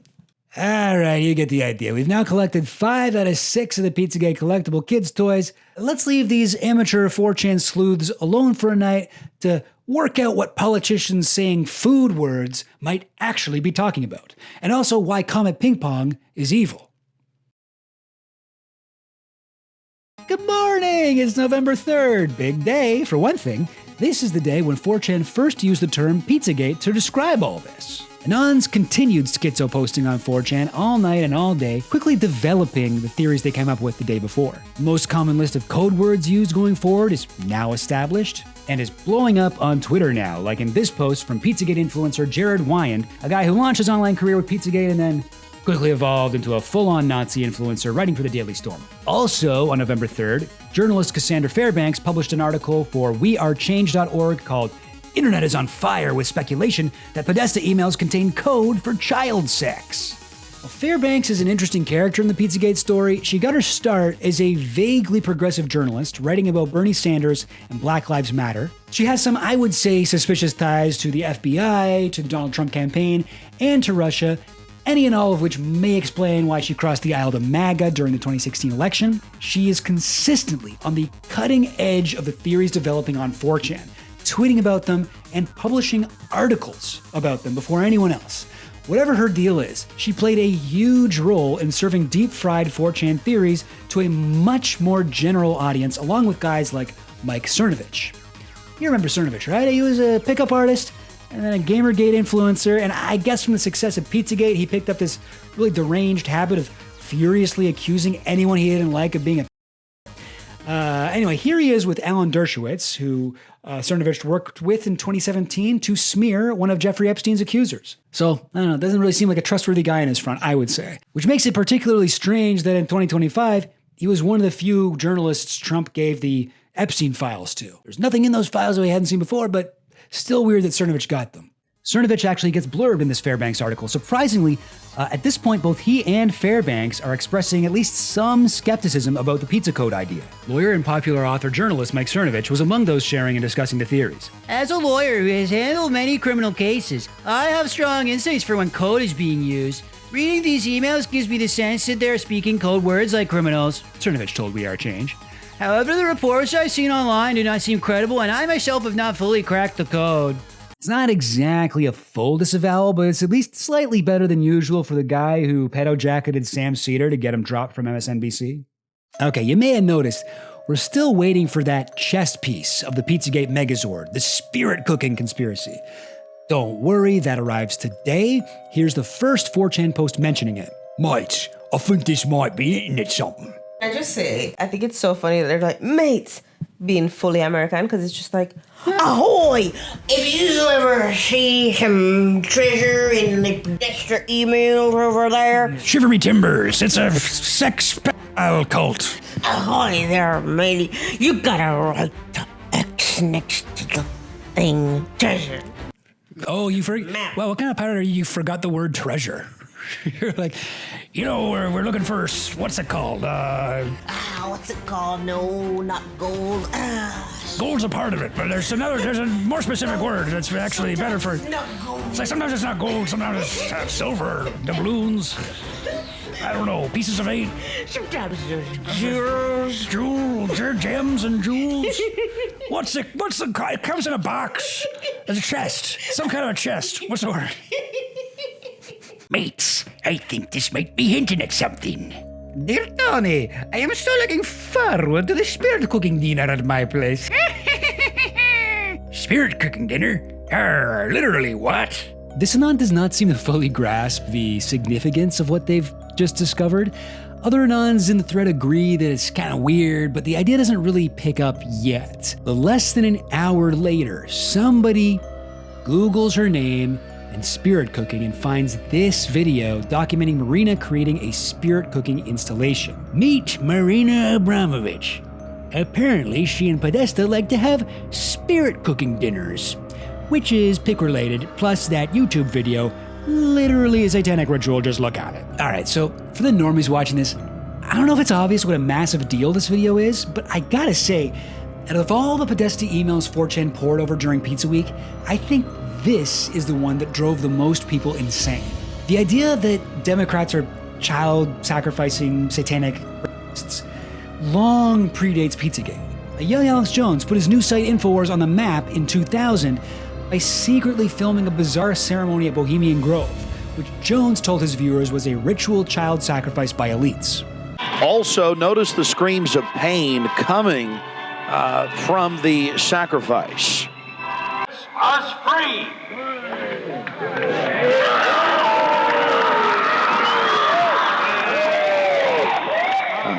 This is just unbelievably macabre and evil.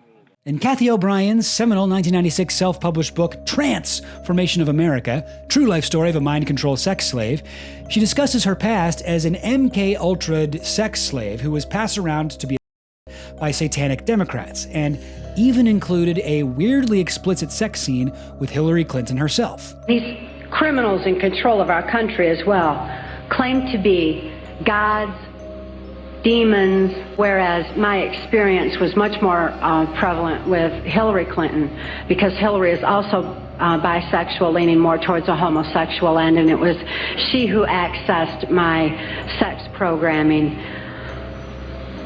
to fulfill her perversions.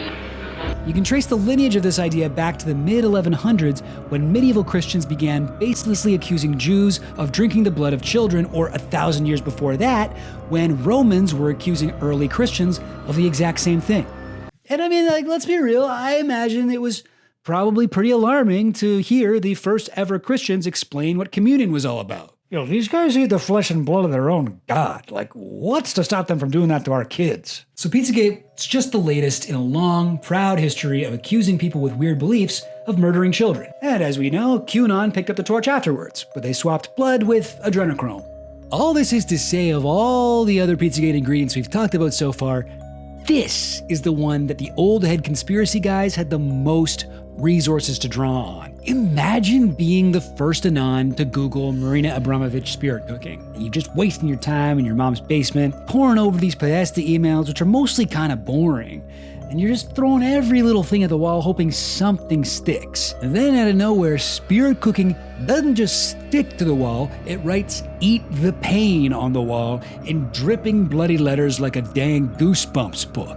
This is where there's always this kind of double speak with these Anons where they're like, simultaneously they're memeing and joking, and then they're also like, but like, it's real though. Oh, let's at least pretend it's real. But then this part is the part where they're like, wait, what? I thought we were just fucking like being meme lords. This is real? You know, this is a crazy moment.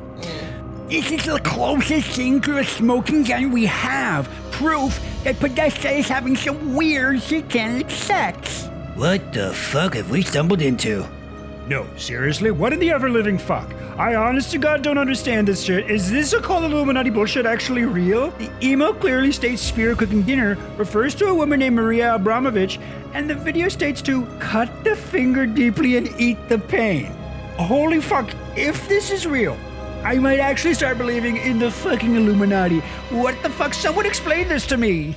4chan, arguably the world's most powerful meme engine, very quickly developed an easily repostable and frankly genius Pizzagate indoctrination tool that would come to be called Black-pilled in 3 links. The email, link to Abramovich's email to Tony Podesta. The woman, profile of Marina Abramovich. The spirit cooking ritual, link to the YouTube video. Now the 3 links are posted to Reddit and Twitter. Mike Cernovich, who that same day was expressing some caution about the food as code idea, is all in immediately on spirit cooking. He posts the first major article about it on his website, Danger and Play.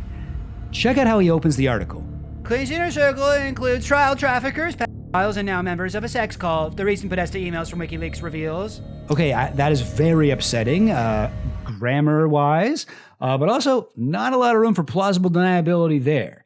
Maybe Cernovich saw this theory spreading around and figured it was about to go nuclear and rushed to put out an explainer article knowing it would help his career. Unfortunately, he was right.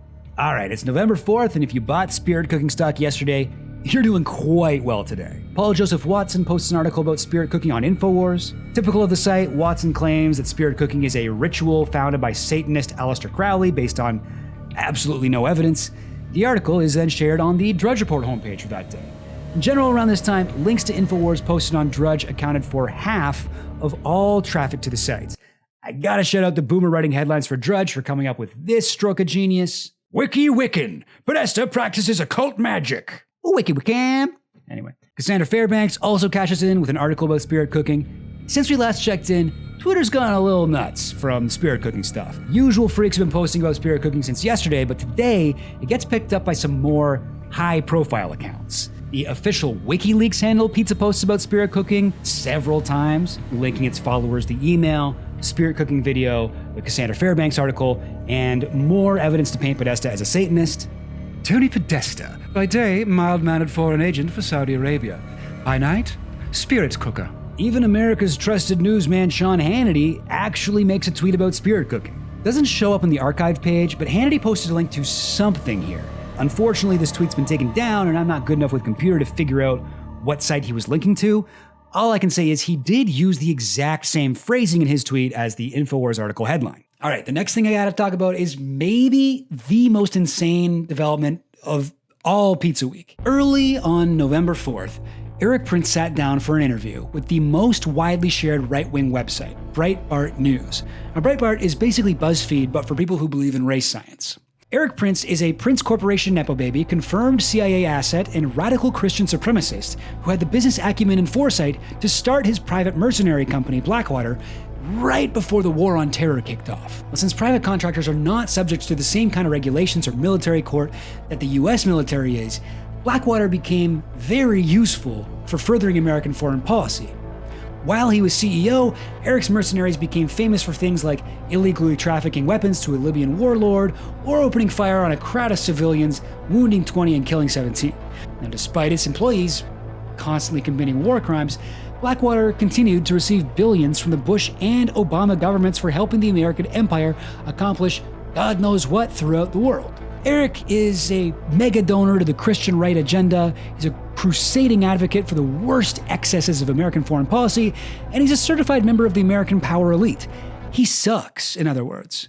But I think it's fair to say he's generally not regarded as a kook or a raving tinfoil hat conspiracist, at least not on the level of Jones or Pachenik or Hagman or Cernovich.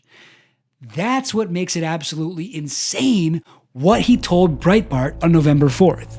This is from a very well-placed source of mine at 1PP, One Police Plaza in New York.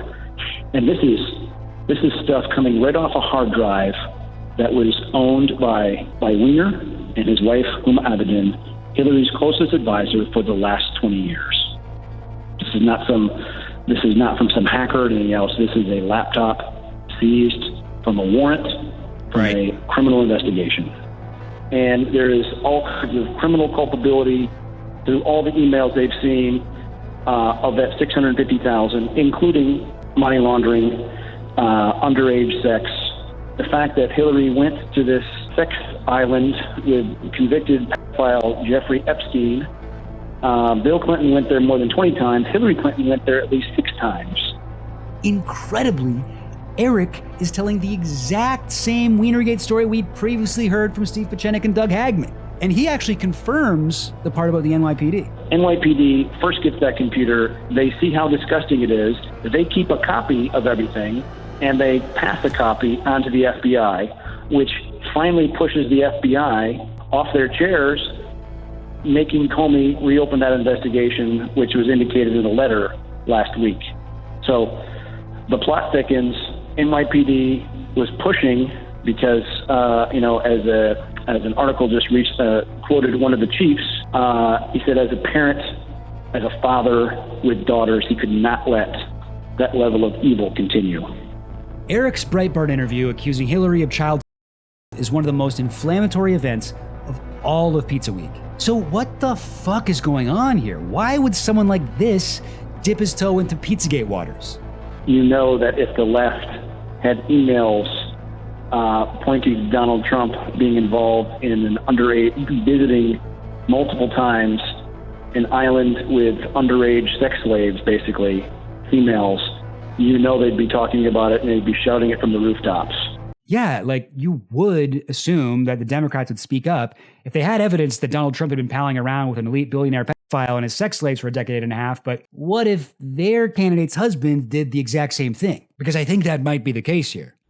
This kind of evil, this kind of true dirt on Hillary Clinton. I mean, look, you don't have to make any judgments. Just release the emails. Just dump them. Let them out there. Let people see the light of truth. Okay. Good news. We are almost done recapping Pizza Week. There's only one other event, and it's kind of a special treat for making it this far. We're going out with a bang here, the November 4th episode of Infowars. Now, this episode has been taken down basically everywhere. In fact, I'm not even sure if it exists online at all, but it's an incredible document of this time, a terrifying and hilarious piece of history. Luckily for me, I have a buddy who is deranged enough to have the full episode on his hard drive. Like, try to understand, for Alex Jones, November 4th was like a million Christmases for him. Like, for one thing, there's the spirit cooking stuff, which he felt validated all of the strangest things he'd said over the years about occult, worshipping, satanic, Luciferian Democrats. Like, look at this guy. He's in his element. I don't believe in the devil. It doesn't matter. The devil believes in you. At these blood sex rituals that, Podesta reportedly goes to. About there'll be semen, there'll be blood, there'll be urine, there'll be flesh, there'll be, but more blood than you can even, blood, there'll be blood. I'll be there. Oh, yeah. It's just like, ugh. Children probably listening. I don't know if I should tell you in Aleister Crowley Black Magic how they kill about a 3 or 4 year old generally, they can really scream for mommy and be fully conscious of what happens. Would you like me to tell you the kind of liberals that want to run your life? Would you like to know? Listener discretion advised. I'll go ahead and tell you the standard way of doing it. Maybe I don't even want to talk about it. God, look at Hillary's face. I mean, she looks like a demon because she is. I'm sorry. Go ahead, Doug. I think my favorite part is where he gets worried that people might think that he is grossed out by blood. I mean, you could not pay me $80 trillion to be around these people, to be with them, to drink blood with, and it's not that I couldn't drink blood. Hell, I've done the old hunter ritual, when you're 8 and shoot your first deer and drink blood hot. That's an ancient ritual. That's just about being a hunter. Sorry, Mr. Jones, are you saying you were made to drink hot blood as part of a ritual when you were 8 years old? Forget about Pizzagate. Like, we've just stumbled on a whole other gate of some kind. I don't know. On any other day, Jones would have happily dedicated the entire 4-hour show to spirit cooking. But that morning, he got another gift, the Eric Prince interview about Wienergate that corroborated the crazy Hagmann interview Jones did 2 days earlier. Crazy Infowars claims don't get corroborated by people like Eric Prince very often, so Alex Jones needs to make a big deal about it whenever something like this happens. All over the internet, all over Twitter, all over Reddit, all over YouTube. It's everywhere. People saying, Alex Jones has been proven right. Oh my gosh, everything he keeps saying keeps coming out. Days after he talks about it, what in the world's going on? I had one of our insiders on who has high-level contacts in the NYPD 2 days ago, Doug Hagmann. We need him back on today, even if it's 10 minutes. He was here 2 days ago. The video's on Infowars.com. And he got into it's sex crimes with kids. It's everything. No one had this. And all I'm pointing out is we don't make stuff up. That's what we've been told. And Eric Prince, of all sources, if you don't think he doesn't have sources, nobody's got sources like him.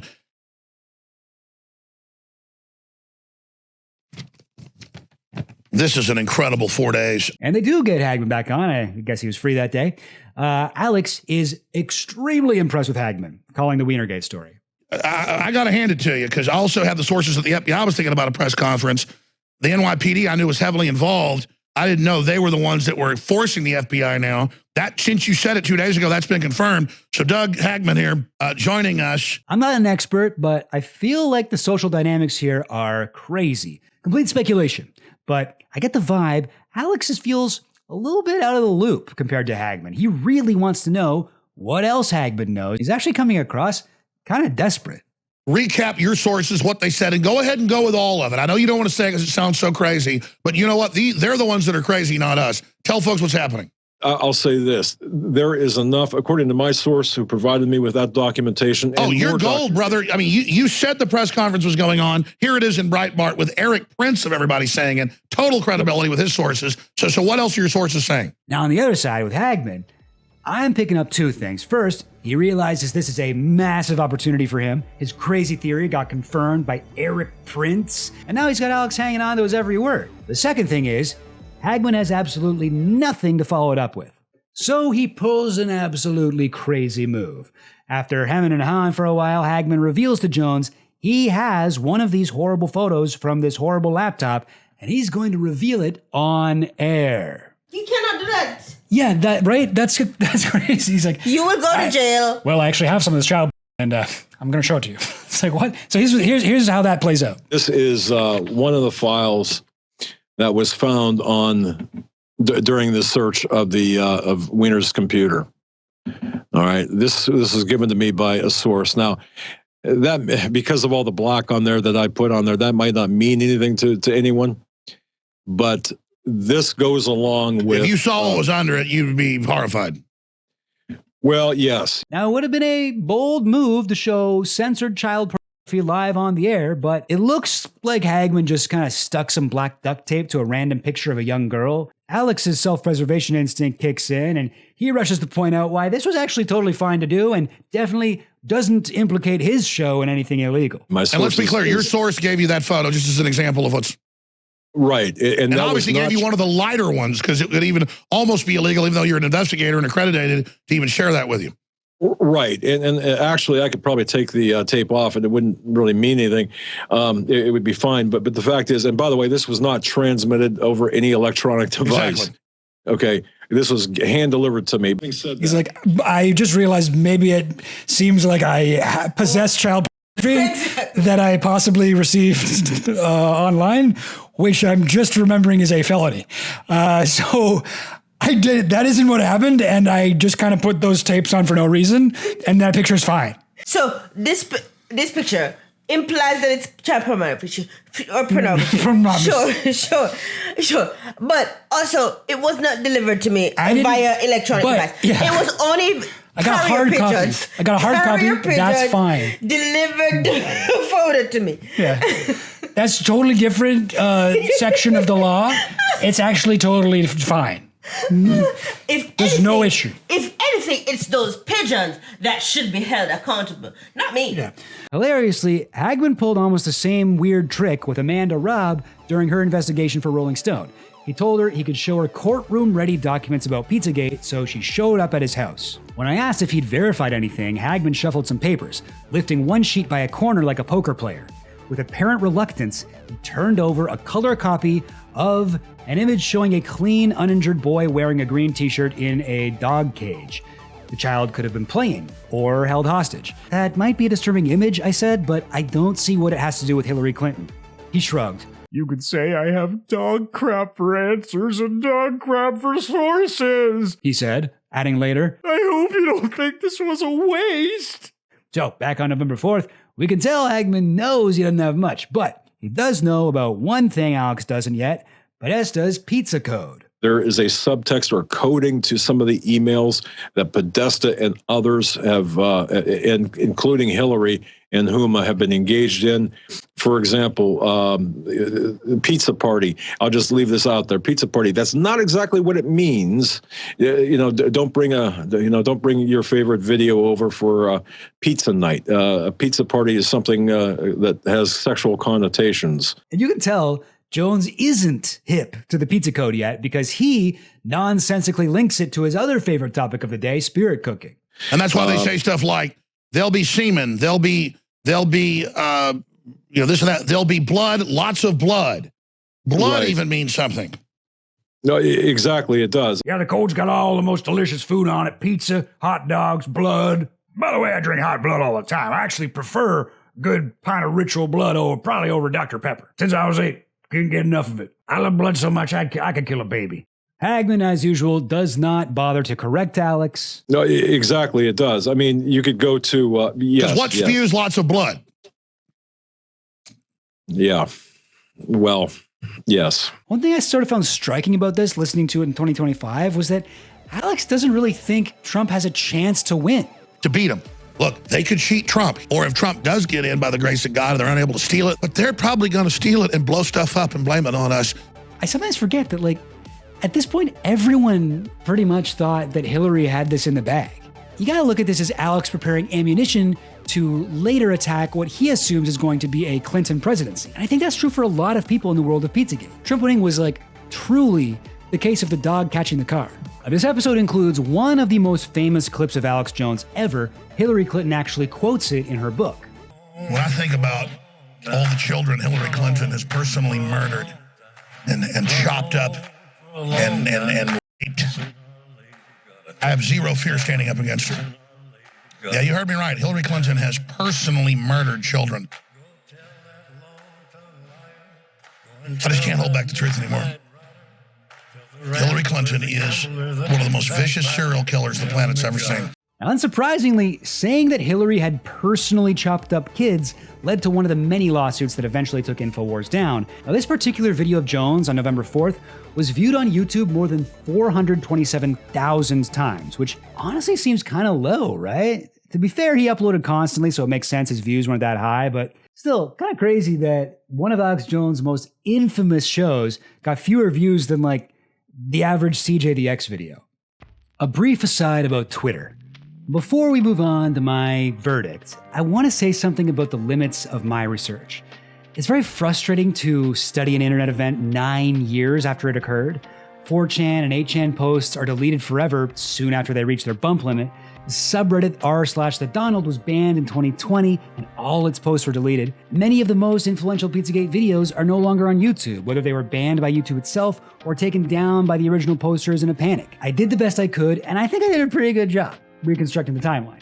But I have to admit, my biggest blind spot by far was Twitter. Twitter was immensely important in spreading Pizzagate ideas, but by the time I was looking into it, there just wasn't a lot of evidence left for me. So I want to say some things quick about Twitter, and I'm relying on the research done by others before me, closer to the time that it took place.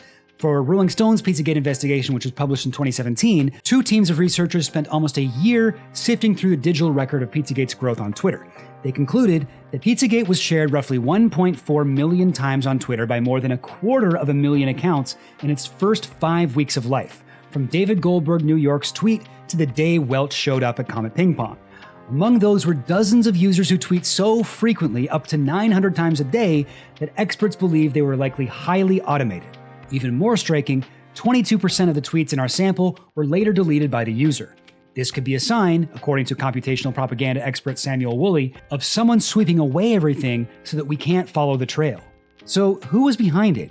Yochai Beckler's book Network Propaganda points at Russia as the culprit, examining spirit cooking tweets from the morning of November 3rd up until Infowars published their story the next day. He examined 76,127 tweets from 19,696 accounts that mentioned spirit cooking, Abramovich, or otherwise met a broad search for tweets related to the conspiracy before publication of the Infowars story. Of these, 9 tweets from 8 accounts were from Twitter handles identified by the House Intelligence Committee as Russian-operated accounts. Accounts that had participated in at least 3 pro-Russia campaigns accounted for about 4% of the accounts, and 8% of the tweets prior to the Infowars story. Similarly, they accounted for 7% of the tweets that mentioned at WikiLeaks, and 6% of the tweets aimed at Alex Jones with this story. It seems very likely that Russian interference accounts for some of the Pizzagate tweets, but Woolley's investigation found at least 14 Russia-linked accounts that had tweeted about Pizzagate, although the Trump campaign's engagement went far deeper. We found at least 66 Trump campaign figures who followed one or more of the most prolific Pizzagate tweeters. Here's a few of the people on the Trump campaign, along with how many pizza bots they followed at the time. So it's likely that Pizzagate began as an astroturfed digital movement, but soon picked up organic reach as real people began sharing its posts, including some of the most prominent and widely followed political accounts on Twitter. Things exploded as Pizza Week drew to a close. On November 3rd, our sample indicates there were roughly 6,000 tweets about Pizzagate. November 4th, it was closer to 55,000. Now, it's a bit hard to separate the bots from the human beings on Twitter, just ask Elon Musk. But one way to get an idea of organic interest in a topic is by looking at what people were Googling.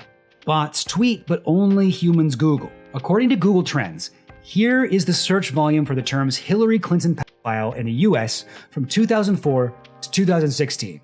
Google Trends uses a scale from 0 to 100 to illustrate relative search volume for a term of time. As you can see, search interest for these terms was hovering around 0 for 12 years. Then all of a sudden, in November 2016, it shoots all the way up to 100. So let's zoom in here to Pizza Week. October 29th, when Carmen Katz makes the first Pizzagate post, nobody's searching it. The next day, it starts getting blasted across Twitter, but still no Google searches. That line only starts going up on November 1st, shooting up to 50, indicating the day Pizzagate picked up organic, non-robot interest. By November 3rd, searches are soaring at 100, 88 on November 4th. Real people were saying, wait a second, Hillary's a Well, feel like I would have heard about this before. Let's check in on my old reliable friend, the internet. Hillary Clinton file. Nah, I better add Reddit. Okay. Well, I'm convinced. Looks like it's time for the country to slide into fascism. Gob-pinion. Now, I just want to make it clear up top that no matter where I fall on Pizzagate being true or false or some mix of the two, one thing I would never say is that Hillary Clinton or any of these other powerful elites are awesome. In fact, I think they suck. As Naomi Klein writes in Doppelganger, conspiracy theorists get the facts wrong, but often get the feelings right. It's not surprising that Pizzagate, a conspiracy that tells of elites harvesting the young for their lifeblood, has gone viral. Elites are sucking us dry. Our money, our labor, our time, our data. So dry that large parts of our planet are beginning to spontaneously combust. The Davos elite aren't eating our children, but they are eating our children's futures. And that is plenty bad. Pizzagate believers imagine secret tunnels underneath pizza parlors and Central Park, the better to traffic children. This is fantasy, but there are tunnels, literal shadowlands under some major cities, and they do house and hide the poor, the sick, the drug-dependent, the discarded. Okay, it's time. Let's go through the 6 pizza ingredients and rate them 0 to 10, 0 being silly bullshit, 10 being documented fact. Starting with the Podesta ingredients, food as code, spirit cooking, comet ping pong. Yeah, all 3 are 0 out of 10. Complete silly bullshit. Before we review the 4chan posts, let's just think about these claims logically. Food as code? Ridiculous. You really think these old-ass, uncool, lame Democrats were using Channer slang? Where are all the emails about how Ceiling Cat is watching you masturbate? The best Hillary Clinton could do to appeal to the tech-savvy youth was Pokemon Go to the polls. Remember that. People like pizza, actually. People like pizza. They talk about it all the time. John and Tony Podesta are Greek-Italian. It's frankly astounding that they became lobbyists instead of opening a restaurant together. That's it. That's crazy. It's not surprising that they'd mention food a lot. There's actually a really good risotto recipe that we should try from in these emails that Tony Podesta sent out. I will definitely look that up. But if you translate every single ingredient as like a different crime against children, it's horrifying. But if you just make it apparently, I haven't had it or anything, but people say actually it's a really good risotto recipe. Okay. You want to see an actual example of what it looks like when elite pedophiles are speaking to each other in code? Well, here's a coded email exchange between Jeffrey Epstein and JP Morgan CEO Jess Staley. Maybe they're tracking you? That was fun. So you had a Snow White. What character would you like next? Beauty and the Beast? Well, one side is available. Yeah, they're trying to be slick there, but you don't have to be a code-breaking 4chan virgin to figure out what they're talking about, do you? Remember, the entire food as code discussion started because some Anon saw the word pizza and made an ironic reference to the cheese pizza meme. Everything after that was just invented to make boring emails more exciting. Up until Channers decided they needed a way to read child into innocuous Clinton campaign messages, cheese pizza was only ever a meme for child pornography. Technically, it could be used as a code between actual pedophiles who are both on 4chan, like in this disgusting post from before Pizza Week. But that's not what it is most of the time. Comment ping pong. Obviously stupid, we all know this. If an evil cabal was trying to pick a location where they ritually sacrificed children, why the fuck would they do it at a very popular pizza restaurant? It had been on Guy Fieri's show. Ping pong and pizza. This is Common Ping Pong. First one coming up, and it's all cooked up by owner James Alafonte. 2 pies for 25. Spirit cooking? No, not this one either. Let's remember, this theory is based on one email from famous artist Marina Abramovich to John Podesta's brother Tony, which he forwarded to John. Spirit cooking, you read a 0? 0. No. I'm not saying that she is in fact trying to, or that she summoned the devil. Mm-hmm. I'm saying that 3 out of 10 she could in her heart be satanic, like a satanic. See, I think like she might have been like, I would like to summon the devil. Right. I mean, I don't think that is the case. I think maybe the gap here is that I went to art school, you went to business school, and I know a lot of weird artists that did creepy shit. I don't really think spirit cooking is good art, but that shit is just That is not the most satanic art installation I've ever seen. There's actually nothing satanic about it. Yeah, you're just wrong about demons, but that's okay. Yeah, I believe in demons less than you do. But so Marina Abramovich is a weird performance artist. Spirit cooking is a weird piece of performance art based on a cookbook she wrote called Spirit Cooking, which is basically just recipes for ghosts. Spirit cooking, get it? Abramovich says that ghosts don't eat regular food, but human emotions. So the book is these very short poems loosely in the form of recipes that are meant to give people emotions for ghosts to eat. The two recipes that Pizzagators fixated on were the scariest ones, like, yeah, eat the pain is kind of metal, I'll admit. But most of them are just these like weird little poems. Against thy blood pressure, hold a python in your lap while sitting on a block of ice. That's it. That's the whole poem. Hey guys, I'm telling you, she's not a Satanist. She's just pretentious. I'm seeing a lady hold a beheaded goat. So I think it would be completely plausible for her to be a Satanist. Yeah. So that was it. And so that's why I was thinking maybe she is. I'm not saying that that's a condemnation of her. Sure. Or that like she can't do nothing. I mean, I'm not. The goat head is what got you, eh? I'm also not trying to like shit on anybody's religion. No, I've seen I've seen how she look. And also, like, I don't know what is in anybody's art. There is a funny interview with Abramovich post Pizzagate where she's like, yes, it's crazy. None of my work has anything to do with Satan. And then the interviewer asks her about this photo and she's like, okay, actually, yeah, I admit that looks like something out of a satanic movie. And it does. Anyway, I don't really feel the need to dwell on these debunks, these three in particular.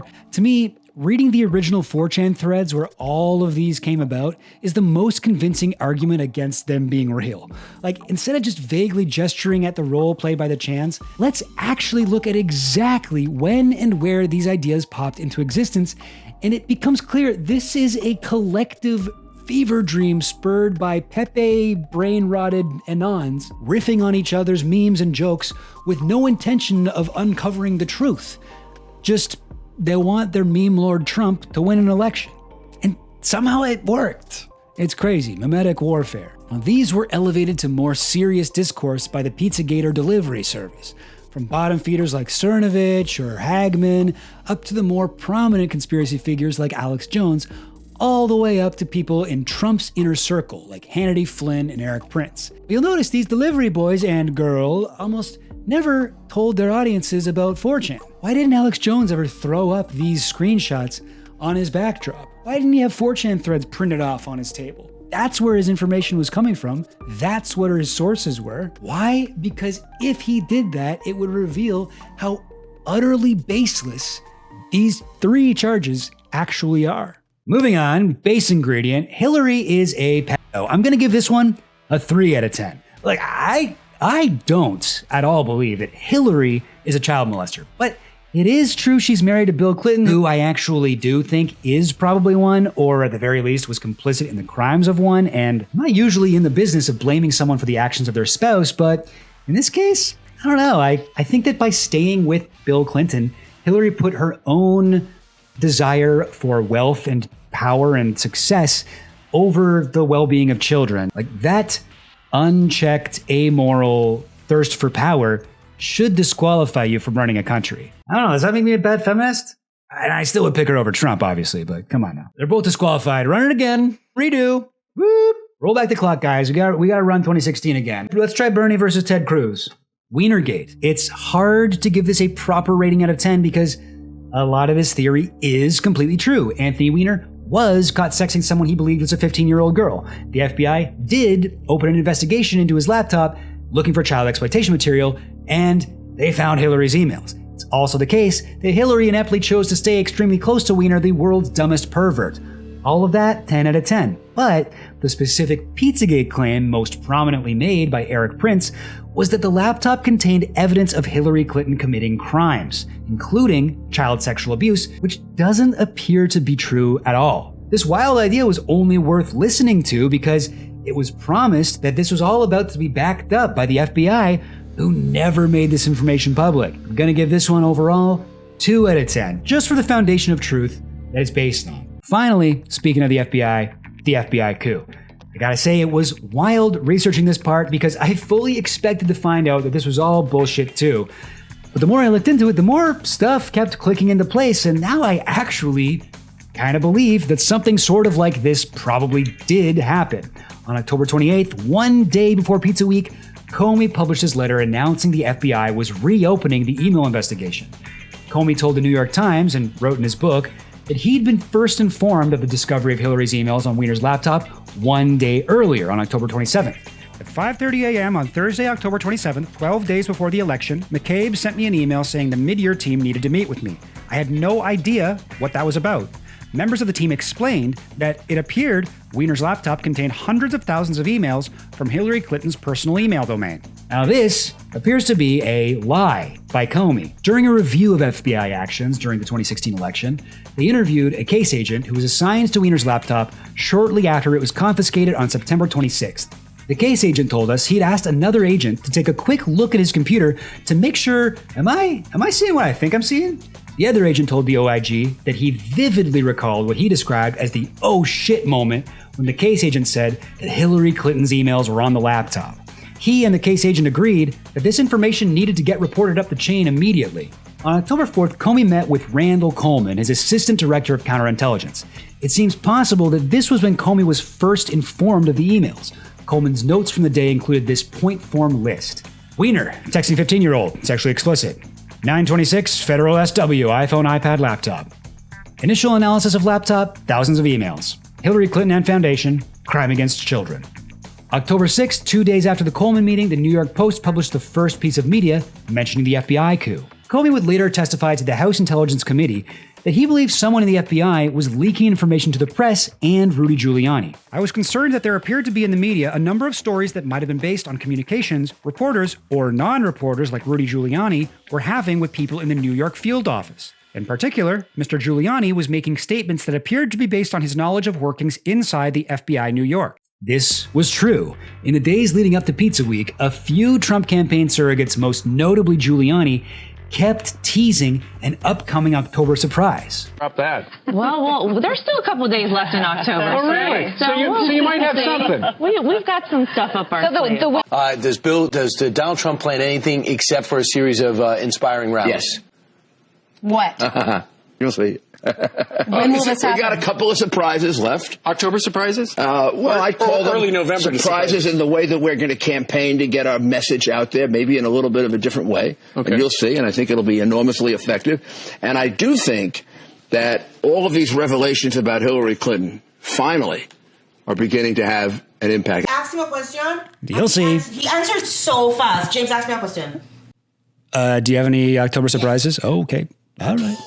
Yeah. Does Donald Trump plan anything except for a series of inspiring rallies? Yes. Rudy, anything about the October surprise? Any hints? No Slight hint? No hints, but it'll be good. And then I think he's got a surprise or two that you're going to hear about in the next 2 days. Right. I mean, I'm talking about some pretty big surprise. Oh, yeah, I heard you say that this morning. What do you mean? You'll see. Stay tuned. Yeah. Stay tuned. Rudy Giuliani, you're lucky because we got to go. I'm out of time. Otherwise, I keep pressing you. We're not going to go down, and we're certainly not going to stop fighting. We got a couple things up our sleeve that should turn this around. Now, through October 28th, the day Comey announced he was reopening the case into Hillary's emails, some people in Trump's orbit switched from the weird foreshadowing to just openly bragging about manipulating Comey into reopening the investigation. Can only assume that they came across a couple of documents that you just can't talk your way out of. I mean, the other rumor that I get is there's a kind of revolution going on inside the FBI about the original conclusion being completely unjustified and almost a slap in the face of the FBI's integrity. And I know that from former agents. I know that even from a few active agents who obviously don't want to identify themselves. How much of that do you think is pushing James Comey to do what he did today? I think Jim, who used to be one of my assistant U.S. attorneys, so I have affection for Jim. I think he's feeling the pressure of a group of FBI agents who, don't look at it politically, look at it just as everybody's got to be treated the same. And if everybody was treated the same, she'd be under indictment now for false statements to the FBI, for destruction of evidence, for obstruction of justice, for revealing in a extremely careless way confidential information. Giuliani sort of seems like an incompetent oaf, right? So I sometimes forget he used to be a big deal. Just as a reminder, like, Giuliani worked closely with the FBI as the mayor of New York during 9/11. And while he was Attorney General, he literally was James Comey's boss. I don't like Comey at all, but for some reason, it's hard for me to accept that at one point in time, he answered to a guy like Giuliani. You know what I mean? Like, probably only 30% of that feeling is about how tall they are, but I will admit that is a part of it. I can't find the original audio for this Laura Trump interview, but it's quoted in a ton of places. I think my father-in-law forced the FBI's hand in this. You know, he's been the one since the beginning saying that she shouldn't be able to run for president, and I commend him on that. If he had not put that pressure on Comey by keeping this in the forefront, the new emails would not be under as much scrutiny. What I'm hearing from everybody, I mean, I have some sources in the FBI and former district attorneys. The FBI is in full revolt right now.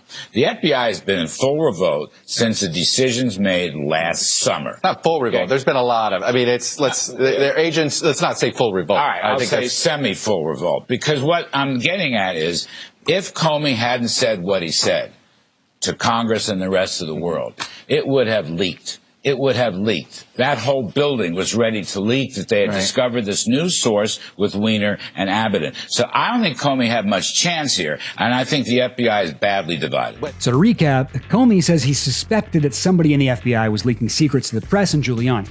Giuliani, Laura, Larry, and the Post are all talking about an FBI coup. So to me it sounds like the secret Comey's talking about was that there was a coup at the FBI. And if that was a secret being leaked, that would confirm to me that the FBI coup actually happened. Is that crazy? So anyway, I don't know. I'm going to give this one 8 out of 10.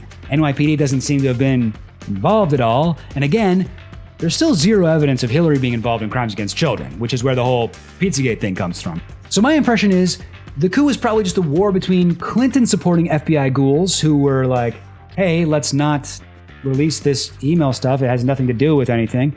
And Trump supporting FBI ghouls who are like, let's try to fuck over Clinton as much as possible because we're Trump supporting FBI ghouls.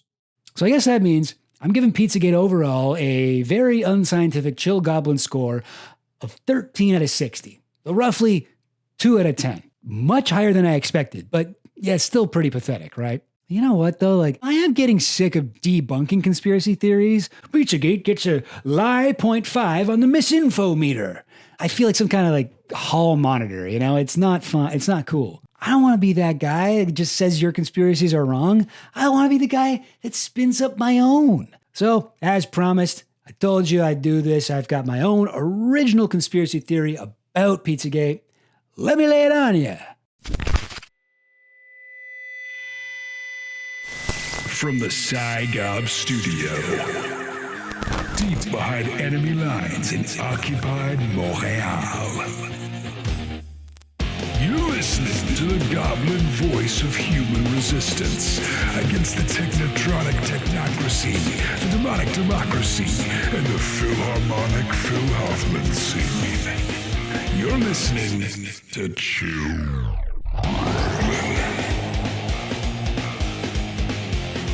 Wake up, goblams, and welcome back to PsyGOBS, the #1 conspiracy show within a conspiracy show. We got all kinds of top-secret, high-level sources. And today, we're telling you what the NWO's planning, which political crime families you should be most afraid of, and why you should force their family to cut you out of their lives.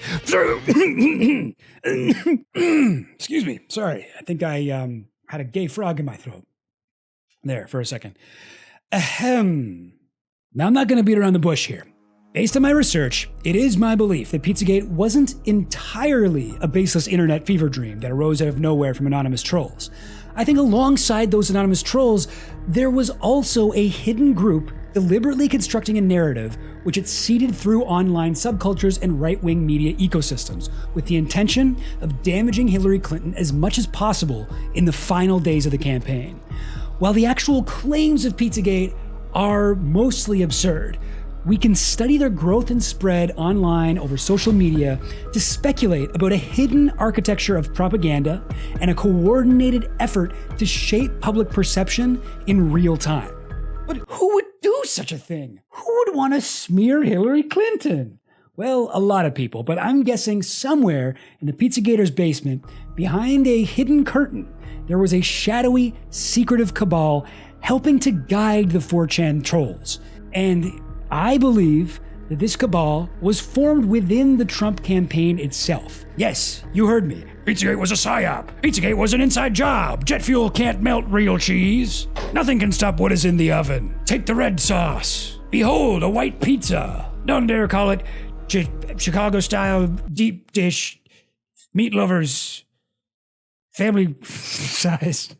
Okay, I'm fully aware this sounds insane. And I'll be honest, I'm having a lot of fun over here doing my own version of Infowars, but let me try and actually make the most convincing case I can here. It's going to be like Alex Jones, but with citations. Hillary's campaign. All right, first, we're missing something from our timeline. What kinds of attacks on Trump were coming from Hillary's campaign? Timeline, populate. Thanks, timeline. Now, these all represent attacks on Trump from his enemies, including the Hillary campaign. This isn't every attack, only the ones that had to do with painting Trump as a serial sexual assaulter. The timing on a few of these lines up shockingly well with major events related to Pizzagate. For example, remember when the Access Hollywood tape dropped? That was October 7th. Really, really bad day for Trump. I mean, it turned out it wasn't as bad as we thought.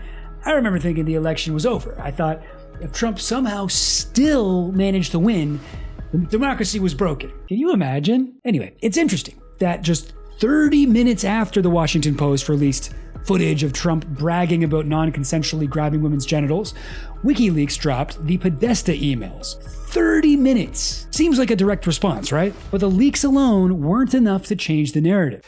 So the Trump team used a tried and tested schoolyard defense tactic. I know you are, but what am I? Never fails. Never fails. Classic move.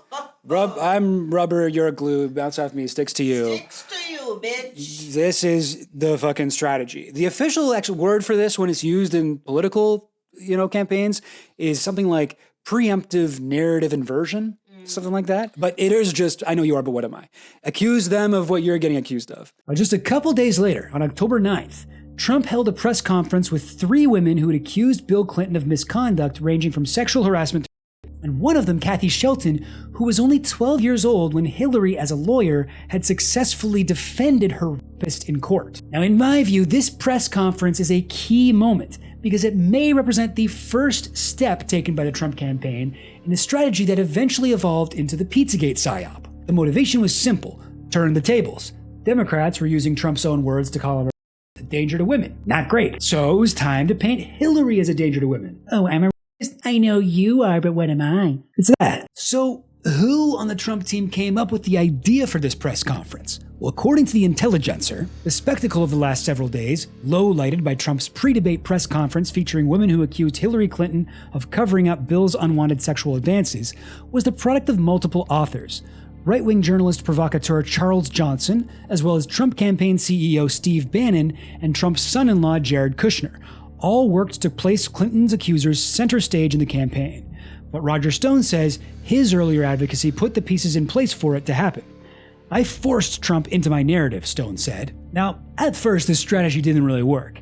A month to go till the election, the Hillary campaign responded in kind. Unfortunately for Trump, the Democrats had an embarrassment of riches when it came to painting him as a misogynist and a serial sexual assaulter. I'm not going to go through every single one of these, but these are some of the dates in the lead up to the election when women came forward to accuse Trump of sexual misconduct, from groping to assault. I believe all of these women's voices were amplified by the Hillary campaign, except for this one, Katie Johnson. Katie Johnson was a pseudonym for an anonymous Trump accuser. She claims Trump had sexually assaulted her 4 separate times in the 90s when she was just 13 years old, at parties in Jeffrey Epstein's Manhattan home. In October 2016, Johnson filed a new version of her lawsuit, and her lawyer, Rachel Bloom, announced that Katie would be speaking at a press conference on November 2nd, 6 days before the election and right in the middle of Pizza Week. Could Pizza Week, starting with the mass distribution of the Carmen Katz post, have been a distraction tactic for whatever they expected Johnson to say? Of course, when November 2nd came around, Katie Johnson canceled the press conference and dropped the suit, citing death threats. Here's Alex Jones talking about it. One was the phony lawsuit against Donald Trump. Complete completely bogus. The idea that some 13-year-old whose name has never been revealed in court or publicly. And has now been dropped again. And it's now been collapsed because they couldn't get whoever their stooge was to stand up and say that. This was completely false. Now, if you'll permit me to lib out for a second, I think it's slightly noteworthy that Pizzagators were 100% certain about Hillary being a sexual predator without a single person coming forward to accuse her of anything. Meanwhile, at this point, Donald Trump is getting credible accusations of sexual assault lobbed at him by people who he had confirmed connections to every day for weeks. But that's not enough evidence for these people. It seems, I don't know, hypocritical. I'm just saying, all right, I know nobody cares. I'm done. Let's move on. Pizzagate's most important slices. Now check this out. If we zoom in on who put each ingredient down, the second two pizza ingredients, the ones associated with Wiener's laptop, were probably added by alphabet boys of some kind. The final three ingredients were organic, added by Anons. Weirdly, it's confusing which category the base ingredient came from. Could be Anons, could be FBI. I mean, it's literally a guy named FBI Anon. So for now, let's focus on those three: Sicko Hillary, Wienergate, and FBI coup. Now, I think these are the ones that originate somewhere higher up. These ones are narratives potentially seeded by this shadowy Pizzagate cabal. Now, zooming out to look at the big picture here.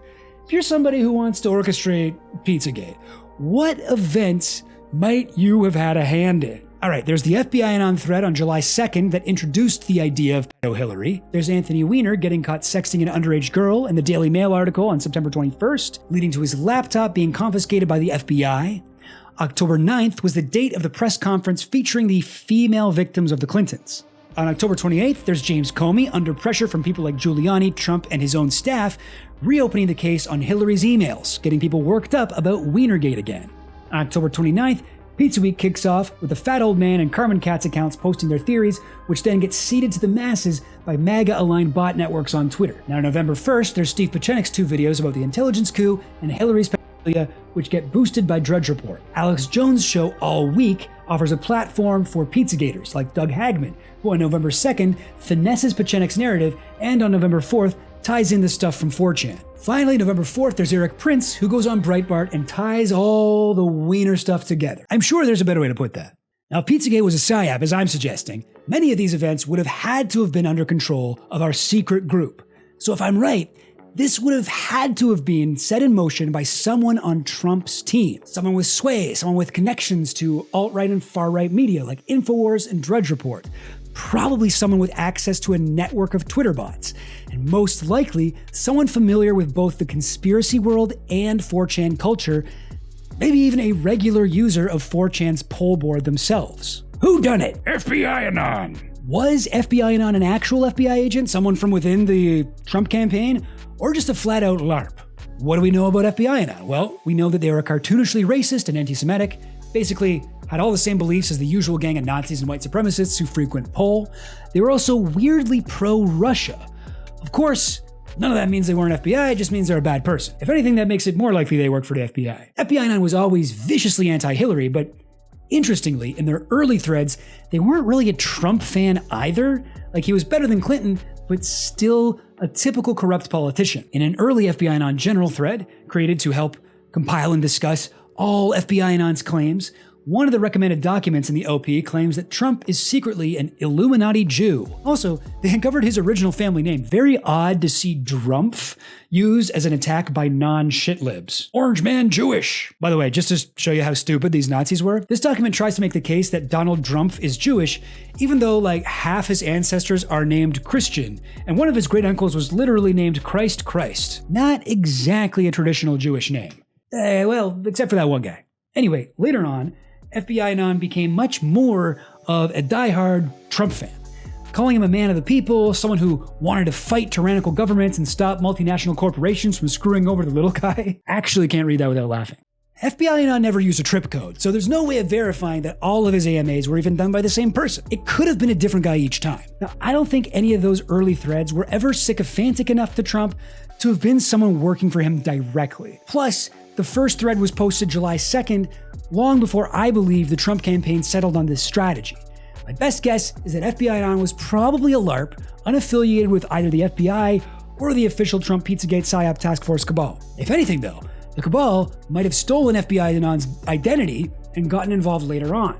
But there's nothing really concrete here. So what other threads can we follow? The Pizzagate restaurant staff. Well, there is a huge group of people who were integral to serving up Pizzagate rumors to the public, but who I don't believe were actually behind the curtain, so to speak. Once the pizza's assembled in the basement, it's sent up to the kitchen.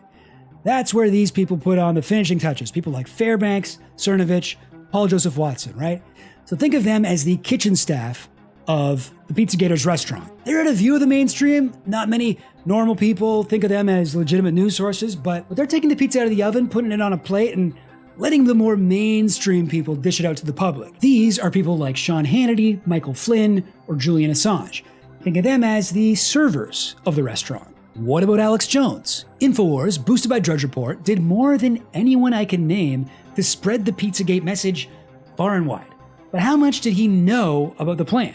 Well, I think it's clear to almost everyone at this point, including former fans of his, that Alex is a liar and a grifter and a charlatan. He's someone who says dangerous things that he knows to be false just because he wants to line his own pockets with supplement money. He's not even a good actor. It's bad. They hurt children, folks. And then he talks to the NYPD, and that's Eric Prince has come out with all of it. So if I were running an actual InfoWar, the last person I'd want to have on the inside would be the host of Infowars. We've seen how huge it is for Alex when he can say he was right. So if you were in a position to give him an actual scoop, you know he would immediately say it on his program. That's why I think Alex was more of a tool for the psyop than someone on the inside track.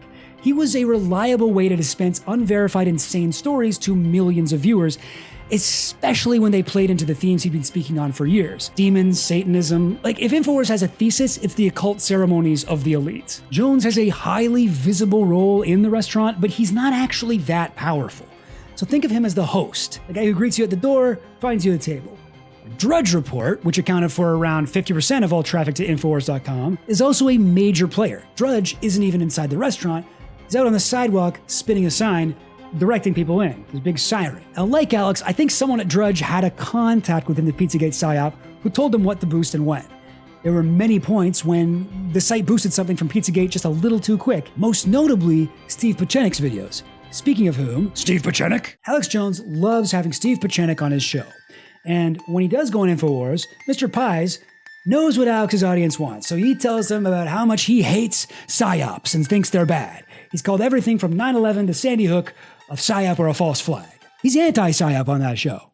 But in 2004, the same time he's telling Alex Jones what he wants to hear, Pieczenik writes an article for the respected academic journal for spies, American Intelligence Journal, called A Mandate for Intelligence. In it, Steve breaks his Infowars kayfabe and starts complaining that U.S. intelligence hasn't done any good psyops in a while, and how they could do something really cool using the internet. Unfortunately, effective integration of civilian military intelligence, counterintelligence, and psyops has been absent from the government for well over a decade. This has led to a serious inability to predict human behavior and prevent evolving crises. What is needed is an up and down change in the culture of the intelligence community, where 90% of what is required for operations already exists in open source venues such as newspapers, magazines, TV, radio, and most importantly, the internet.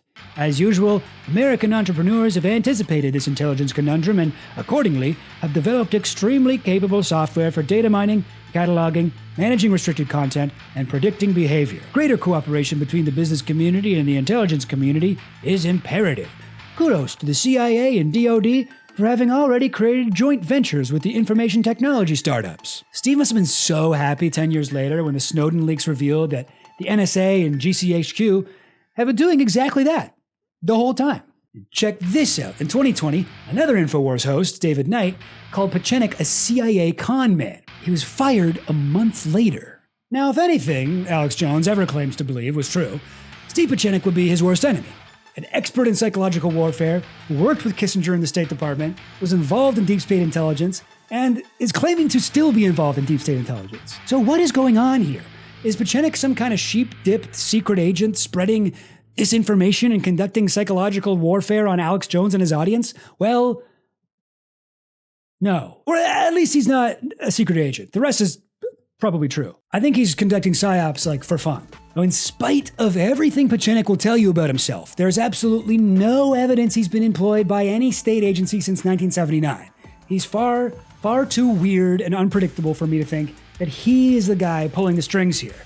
On the other hand, the highly coordinated way his video was shared on Drudge, and the way his weirdo theories were immediately taken up by the movement, makes me wonder if he wasn't involved in some way behind the curtain. Have you ever read the Alan Moore comic Watchmen? There's a massive twist at the end where the main bad guy reveals the conspiracy behind his bizarre false flag attack on New York City. For his plan to work, the details needed to be perfectly bizarre, and he knew he couldn't plan it all by himself. So he gathered the world's best artists, science fiction writers, and scientists, and put them on a secret island to help him concoct this conspiracy. To keep it secret, once the plan was ready, he killed them all. Then he dropped a giant alien squid on New York City. Alan Moore is so good. Sorry, Steve Pieczenik, right. Now, whatever else is true about the wild life of Steve Pieczenik, I can say this for sure. He's a highly intelligent and creative guy. You can see his intellectual property all over the modern conspiracy movement. His ideas are sticky. Now, I think the role Pieczenik played in Pizzagate, along with the Anons on 4chan and 8chan, was a lot like those writers on an island from Watchmen, except for they didn't get murdered at the end. I think the clearest way I can show this is to point out the trajectory of Pieczenik's story. Now, Steve was the first to combine several Pizzagate elements together in this way, and his version of Pizzagate was then regurgitated almost verbatim by Eric Prince on Breitbart. I don't think it's an accident that an idea could go from Infowars kook to billionaire war entrepreneur in just 3 days. Speaking of whom, Eric Prince. A lot of people really hate Eric Prince. Those people are correct. That is true. He's even been directly questioned about many of his evil deeds. There's a fantastic Mehdi Hassan interview if you want to watch this freak squirm. Because you yourself have referred to the people your men were fighting in Iraq as barbarians who crawled out of the sewer. Sure. People that think it's okay to drive a car bomb into the middle of a square, into the middle of a marketplace, absolutely that's barbaric. But you said these were the chanting barbarians American troops had been sent to liberate. You weren't sent to liberate terrorists. Sounds like you're talking about Iraqis. Sir, look, your words from your memory. The decision of Iraq. But I've actually never heard him respond to a question about the insane Breitbart interview he gave on November 4th. Just to recap, Eric Prince accused Hillary of some truly horrific, unbelievable crimes, and he promised it would all come out soon. Now, hindsight is 20/20, but none of the evidence ever did come out, so it's kind of crazy Eric still has a career, right? This incident isn't on his Wikipedia page. He doesn't even earn a shout out in Hillary's book, even though she does mention Alex Jones. I guess everybody just kind of let Eric accuse Hillary of child. You know, he's a bit of a loose cannon sometimes, but he's useful for committing war crimes overseas. That's what it is, I think. But still, Eric was taking a massive risk by attaching his name to ideas usually only spoken of on anonymous Nazi message boards. Why did he do that? Who told him to do that? What did he get in exchange for doing that? Well, I can't prove anything, but Eric's choice to be the first high-profile public figure to take the pizza pill helped the Trump team immensely in those crucial final days. Eric would repeatedly deny working with the Trump campaign in 2016, but he did donate $250,000 to it, and eventually admitted he met with Donald Trump Jr. at Trump Tower in August of that year to discuss Iran policy.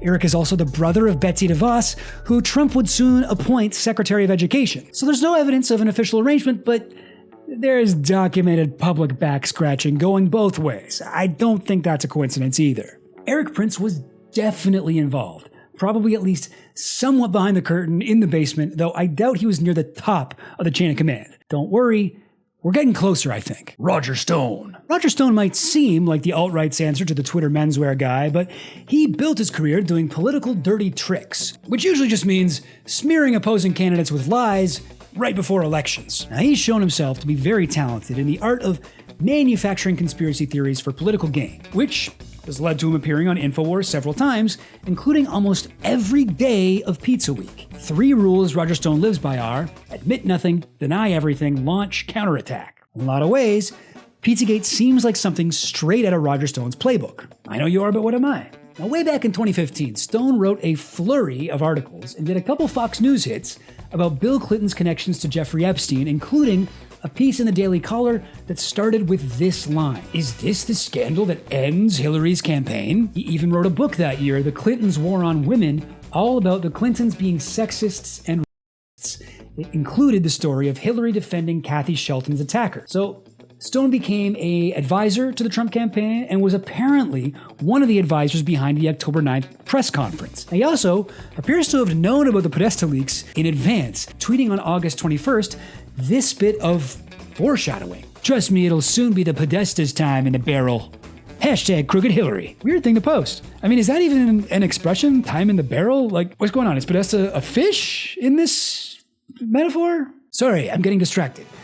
How do we know barrel time referred to the emails? Well, on October 2nd, 5 days before the leaks, he tweeted, "Wednesday at Hillary Clinton is done. Hashtag WikiLeaks." And on October 3rd, "I have total confidence that at WikiLeaks and my hero Julian Assange will educate the American people soon. Hashtag lock her up." There's also a very suspicious connection between Stone and Eric Prince. During Stone's Russiagate trial, his texts and emails were submitted as evidence. It was revealed that on October 3rd, same day as that tweet, Stone had emailed Eric Prince. "Spoke with my friend in London last night. The payload is still coming." The next day, Eric and Stone exchanged these texts. Eric: "Hear any more from London?" Stone: "Yes. Want to talk on a secure line? Got WhatsApp?" WhatsApp is not secure. WhatsApp, by the way, not a secure line. Just That's so like you a know, Zuckerberg's company. If Caribbean aunties are using WhatsApp, that is not a secure line. Yeah. They're like, no, nobody can see these. Good morning, happy Monday text. Pictures of flowers. Nobody can see these. Yeah. We need a secure service. We're on a secure. What's your OPSEC for your good morning Bible quotes? Payload? London? What could this mean? Obviously, the payload refers to children's semen, which he pays for. As for London, probably a code for London, Ontario. There's even more I could get into, and for a long time, while researching this video, I was convinced Stone was behind the whole thing. Until I looked over his appearances on Infowars during Pizza Week. As we've seen, Roger Stone is not very good at keeping secrets, blabbing all over town about the treason he was doing. So if he was the guy who planned Pizzagate, you'd expect him to reveal some exclusive Hillary dirt when he appeared on Infowars. On November 1st, Stevie Pies breaks the Wienergate angle, connecting it to the FBI coup on his YouTube page. Stone goes on Infowars later that day, and what does he talk about? Now we learn that Podesta was essentially, Podesta and band were playing with stock options. Bill Clinton was playing with stock options all out of Russia, yet they say Trump is the one in bed with Russia. I've talked to Donald about this. He has no Russian business interests. Absolutely nothing to do with Pizzagate, but an amazing example of Stone's preemptive narrative inversion. He, along with Trump, are currently being accused of working with Russia, so he says, actually, Trump's innocent, and it's the Clintons who are Russian assets. He even accuses the Clintons of using the narrative inversion strategy. It's a trumped-up witch hunt to change the subject from the fact that the Clintons are epically corrupt and they're the ones in the service of the Russians. Anyway, on November 2nd, Stone goes on right after Hagman's crazy interview. At this point, he's apparently heard some of the rumors floating around about Wiener's emails, but he doesn't agree with them and actually seems kind of annoyed. My sources tell me that the ramifications of Huma's emails are, I am told that there may be blackmail material there that was sent to Hillary by Jeffrey Epstein as a sample of what would happen if he were fully prosecuted. Good God. There are, however, reports out there that Bill and Hillary and Huma and Anthony Weiner were on Epstein's plane. Based on my research, that is false. That's based on the FAA. You mean Bill was, but not him. Bill was on it a bunch. Bill was, but none of the others. That bit about the plane is actually accurate, so credit to Stone for that, I guess. On the other hand, he's not only a bit out of touch with the emerging Pizzagate narrative, he's directly contradicting the central premise that Hillary Clinton herself kids. So November 4th rolls around, the day Spirit Cooking and the Eric Prince interview dropped, and Alex Jones broadcasts his 6-hour orgasm. Stone is on that show too, and he's changed his tune a bit. No, I think my sources for several days have now told me that the criminal charges that will ultimately flow from this catch of information include corruption, treason, sexual exploitation of children. Wow. pay for play. I mean, this is the whole Megillah, and because of the role of the NYPD, there is now zero chance that the Department of Justice or a faction of the FBI, working with the Central Intelligence Agency, can contain this. Yeah, I don't buy it, Roger. I think if your sources had been telling you this stuff for several days now, you would have been tweeting about it, writing articles about it, and definitely talking about it on Infowars. On October 7th, Stone tweets out this Pizzagate foot fetish nightmare fuel. Before, this image made no sense. Now it makes sense in the most terrible way. First of all, can we just appreciate that this is the kind of deranged right-wing Photoshop that we just don't see anymore thanks to AI? Looking at it in 2025 is weirdly refreshing. I also enjoy the implication that he had this picture on his phone for several weeks, and up until he heard about Pizzagate, he was just sort of squinting at it in utter confusion. That's great, right? So Roger Stone is on board with every aspect of Pizzagate as soon as he realizes it's the winning strategy, but he's always a day or two late. He's way behind where I'd expect him to be if he were actually the guy pulling the strings. Now, he was certainly involved with coordinating the Podesta leaks, organizing the press conference, and maybe even developing the pedo Hillary strategy, but I don't believe he was the mastermind behind Pizzagate. Well, you know what though? I don't wrong. Whoever is in charge, they probably saw the way that Roger Stone gone and was like, we can't tell him our business. Yeah. He cannot know, because if you tell him, I saw him out, I go. Oh yeah, no, exactly. He's like Alex Jones. You don't want him on the inside of the inside track of anything.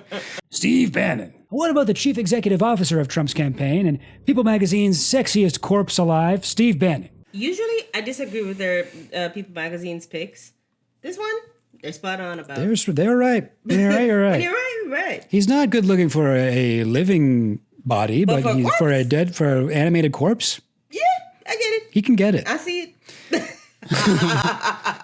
Well, there's definitely a strong case that he would have been well positioned to be the orchestrator of the Pizzagate psyop.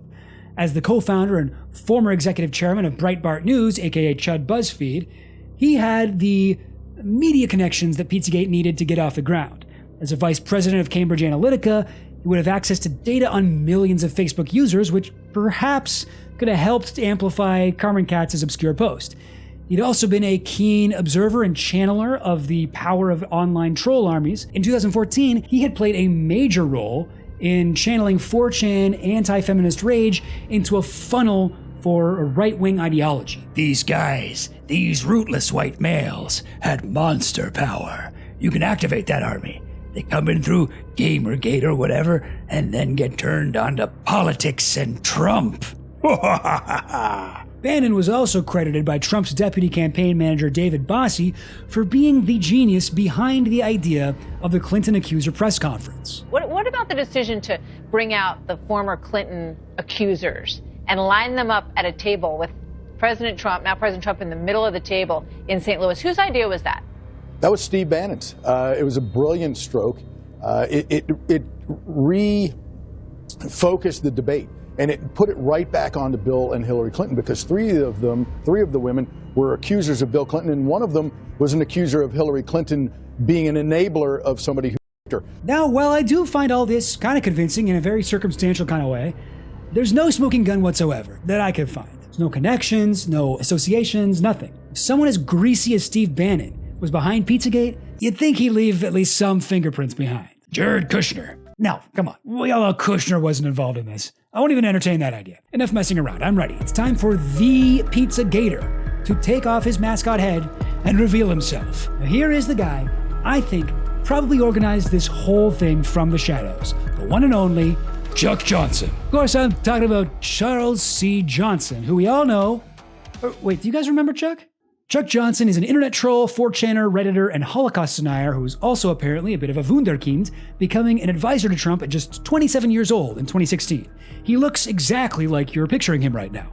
In 2014, he was the guest on, and I don't say this lightly, probably the worst Joe Rogan episode of all time, where he patiently explained to a surprisingly receptive Joe Rogan why black people are scientifically dangerous. I mean, if you just look at like the numbers for black on white crime, violence, and all that stuff, it's pretty shocking, even among relatively like affluent areas. You know, There's been a lot of discussion, like, is this innate? Is this like just something we have to deal with? Like, there's this whole debate about the MAOA gene, which is like this gene that Black Africans have it's like a proclivity to violence that they have. MAOA gene. Yeah.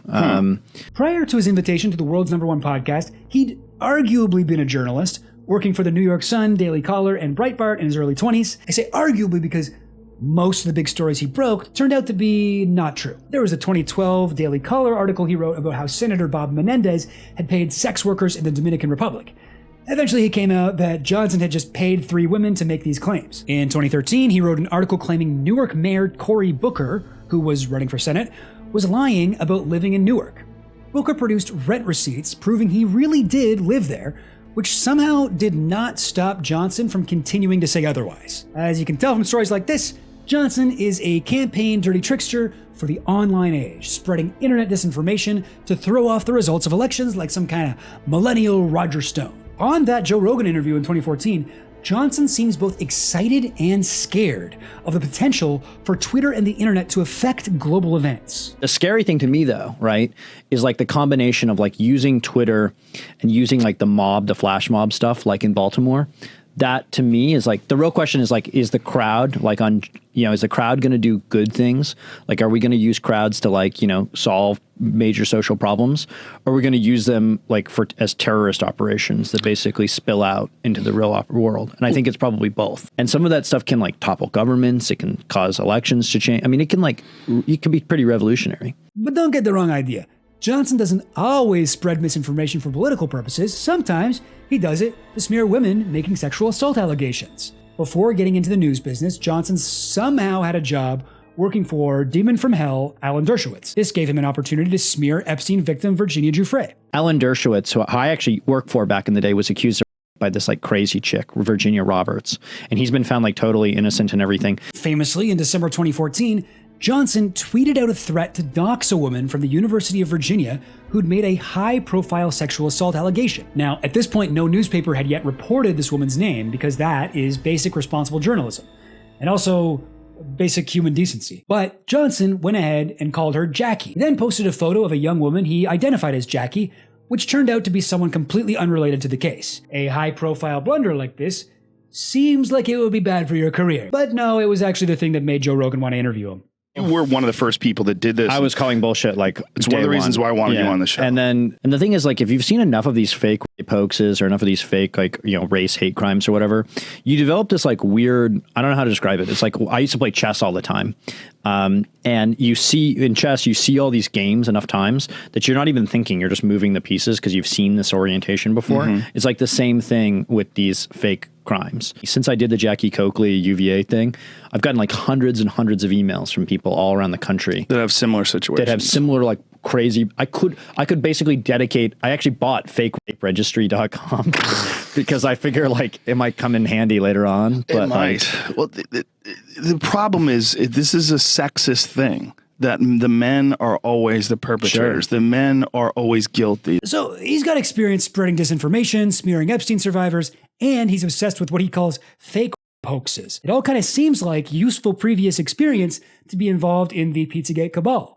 But there's one other piece of background that's relevant to this job. Earlier in 2016, Johnson had participated in a shadowy plot by powerful elites to destroy the freedom of the press. I'm speaking, of course, about billionaire Peter Thiel's actual confirmed, literal conspiracy to crush Gawker. To do this, Peter Thiel was secretly funding many simultaneous lawsuits against the celebrity gossip rag Gawker, most notably Hulk, Terry Bollea, Hogan's. If you're not familiar with this, it's an incredible story. It's the sort of thing where, if it hadn't been 100% confirmed, anyone explaining it would sound like a tinfoil hat wearing crank. Johnson had known Thiel since he was 19. According to the Thiel biography, The Contrarian, Johnson's role in the Gawker plot was to travel the country seeking out anyone who had a bone to pick with Gawker and connecting them with Thiel's money. It was during this assignment that Johnson became friends with Mike Cernovich. Alongside other alt-right influencers like Milo Yiannopoulos and Richard Spencer, Cernovich became part of Johnson's network of Twitter influencers who he used to coordinate positive tweets about Peter Thiel and negative tweets about Gawker. Okay, enough about that 100% confirmed elite conspiracy. Let's talk about my entirely speculative elite conspiracy theory. We know that Chuck was involved in the Trump campaign, but a lot of what I could find about his role is just according to him.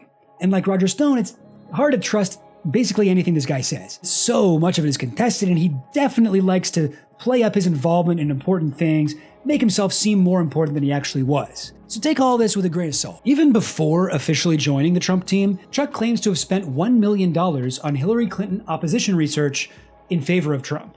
From what I can tell, this almost totally revolved around seeding right-wing media with Anthony Weiner stories. It seems like Johnson was obsessed with taking the former congressman down. It's Weiner versus Johnson. Clash of the guys with penis names. Sometime in late July or early August, Johnson reached out to a woman named Sydney Leathers, who Weiner had been caught sexting in one of his earlier scandals. Johnson offered to pay her if she could connect him with any other woman who had sexted with the New York politician. His stated intent was to reprise Wienergate in time for the election. Now, Sydney Leathers reportedly denied being paid by Johnson, but doesn't dispute that she introduced other Weiner girls to him. Johnson claims he was the one who introduced the 15-year-old girl texting with Weiner to the Daily Mail.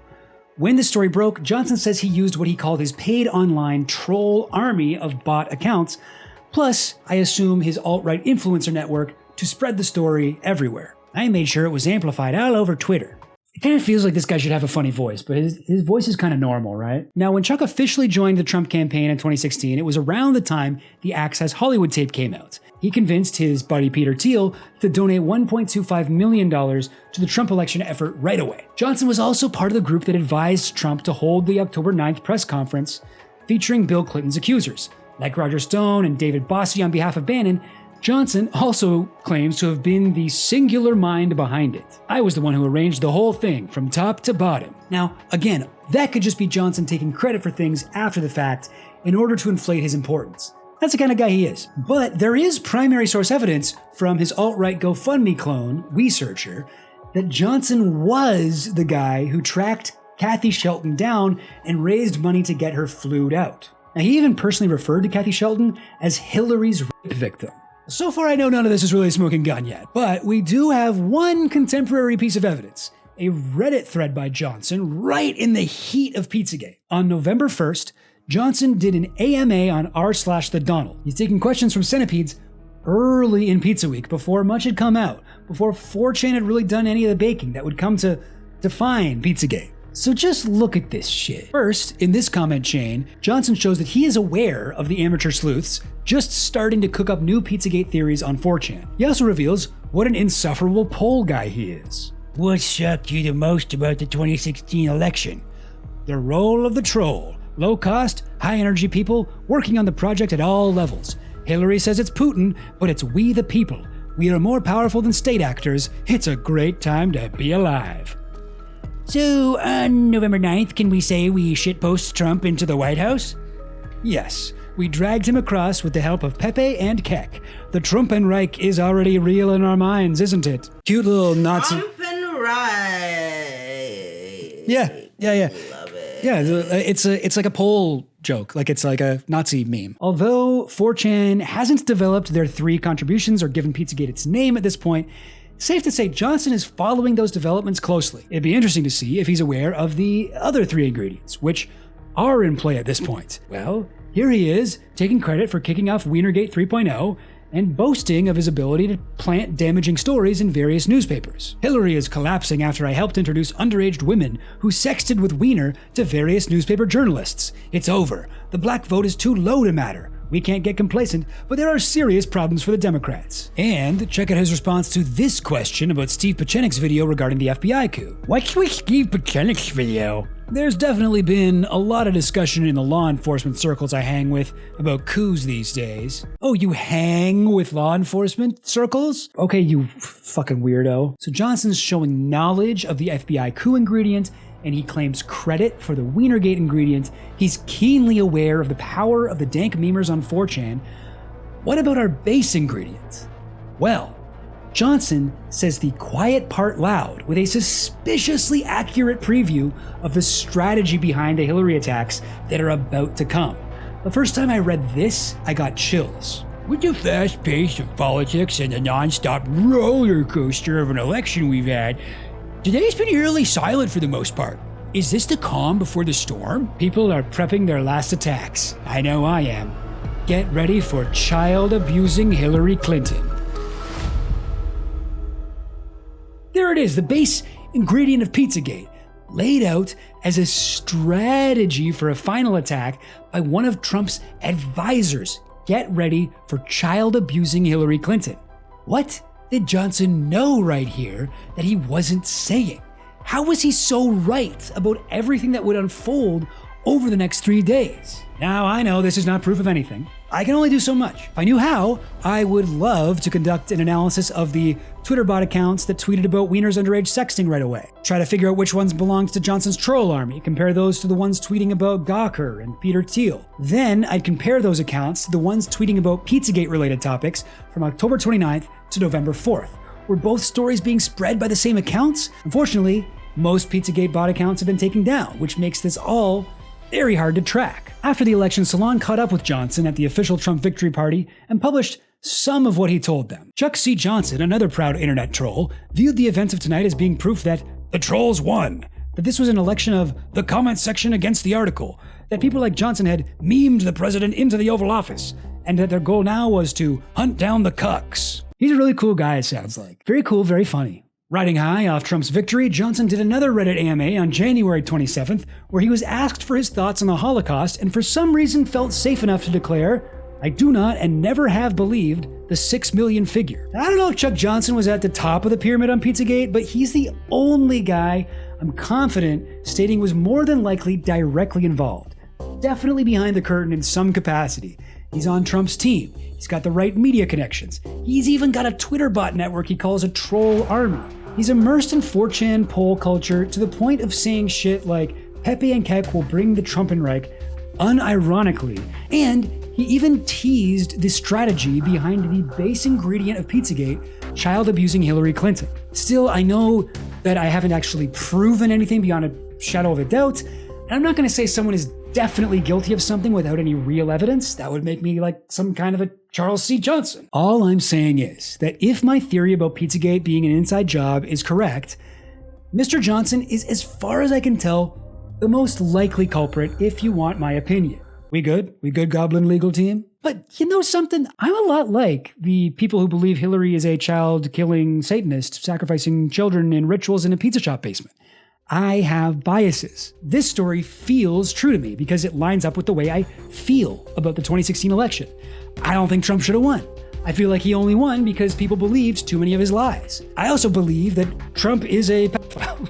That's a feeling. My thing with Trump is, I think that he has practiced preemptive narrative inversion his whole life to a staggering degree of success. That's a feeling, and it's difficult to prove a feeling, which is what makes a grand conspiracy like this feel so validating to me.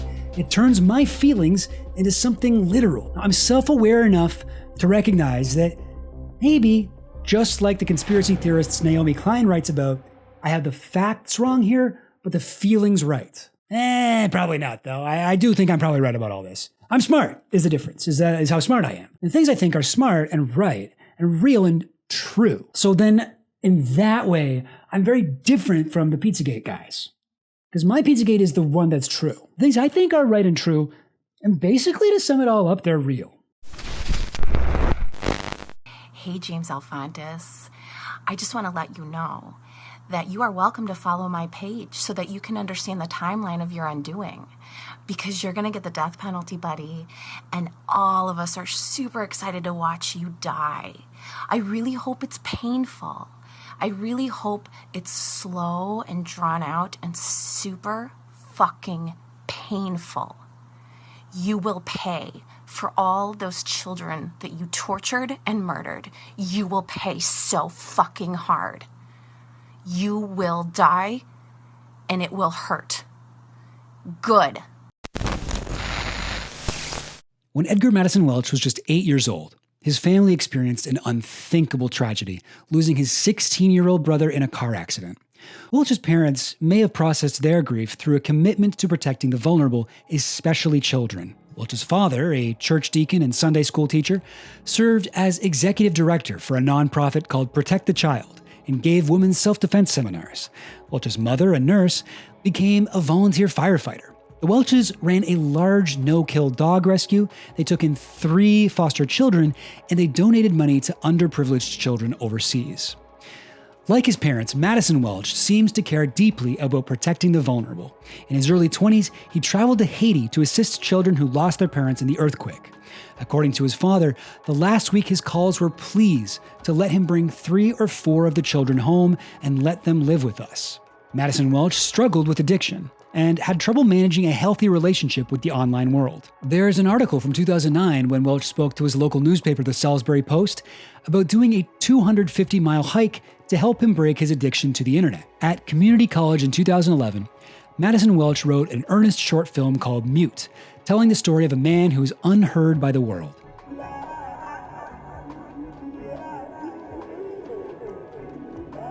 Until he meets a woman who listens to him. Welch plays a small background role as a cool guy who smokes weed and plays hacky sack. Welch had always been a devout Christian, but after a stay in rehab, he became even more dedicated to his faith, getting 2 Bible verse tattoos on his back. Following in his mother's footsteps, Welch became a volunteer firefighter and even made an attempt at a firefighting career. Around this time, Welch had 2 children. Probably the most consistent thing his friends and family would later tell journalists about Welch is that he loved his girls more than anything. I was surprised by many things while researching this video, but most of all, I wasn't expecting to find Maddison Welch such a relatable dude. Almost everything I read about him makes me like him more. He's a little intense, he's definitely had his struggles, and maybe not always the smartest guy, but he just seems like he's got a good heart. Somebody who's genuinely affected by the suffering he sees in the world and who wants to do whatever he can to help. Pizzagate coincided with an especially difficult time in Welch's life. In October 2016, he hit a 13-year-old boy with his car. Welch stayed with the teen using some of his emergency medical training to care for him until paramedics arrived. Thankfully, the boy was all right, but this near miss likely resurfaced Welch's childhood trauma of losing his older brother in a similar tragic car accident. A few weeks after that near miss, Edgar Welch tragically fell down a dark internet rabbit hole, consuming Infowars videos and conspiratorial articles, all painting a clear and urgent picture of the satanic child sacrifice cult Hillary Clinton and John Podesta were running out of the basement of Comet Ping Pong. Like millions of other people, he watched Infowars videos like Pizzagate is real on November 22nd, down the hashtag Pizzagate rabbit hole, warning, soul-sucking info, November 27th, and Pizzagate, the bigger picture, on December 1st. Pizzagate is real. The question is, how real is it? What is it? Something's going on. Something's being covered up. It needs to be investigated. It's up to you to research it for yourself. I couldn't sleep last night, and, people want me to look into it. I may just have to take off a week and just only research this and actually go to where these places are and stuff. In fact, I'm looking at it on a plane. I just like Bohemian Grove and stuff. I can't just say something and not see it for myself. They go to these pizza places. There's like satanic art everywhere. And I can't go out there and investigate it myself. We've had reporters on that have been there. They say it's really creepy because I don't have the self-control to be around these type of people.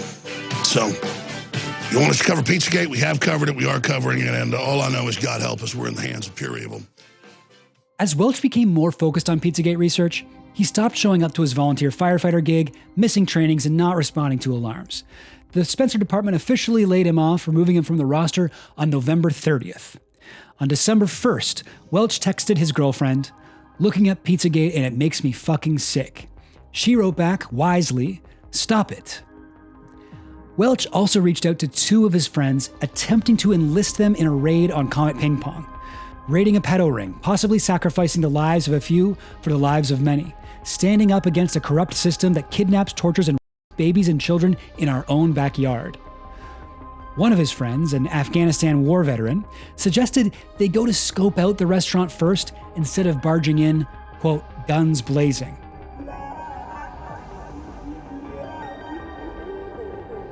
But on December 4th, Welch set out on his mission alone.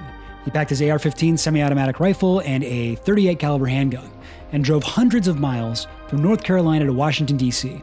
He recorded a video while driving, a message to his daughters. Girls, I love you up more than anything in this world. Can't let you grow up in a world that's so corrupt by evil. Without at least standing up for you, for other children just like you. Like I've always told you, we have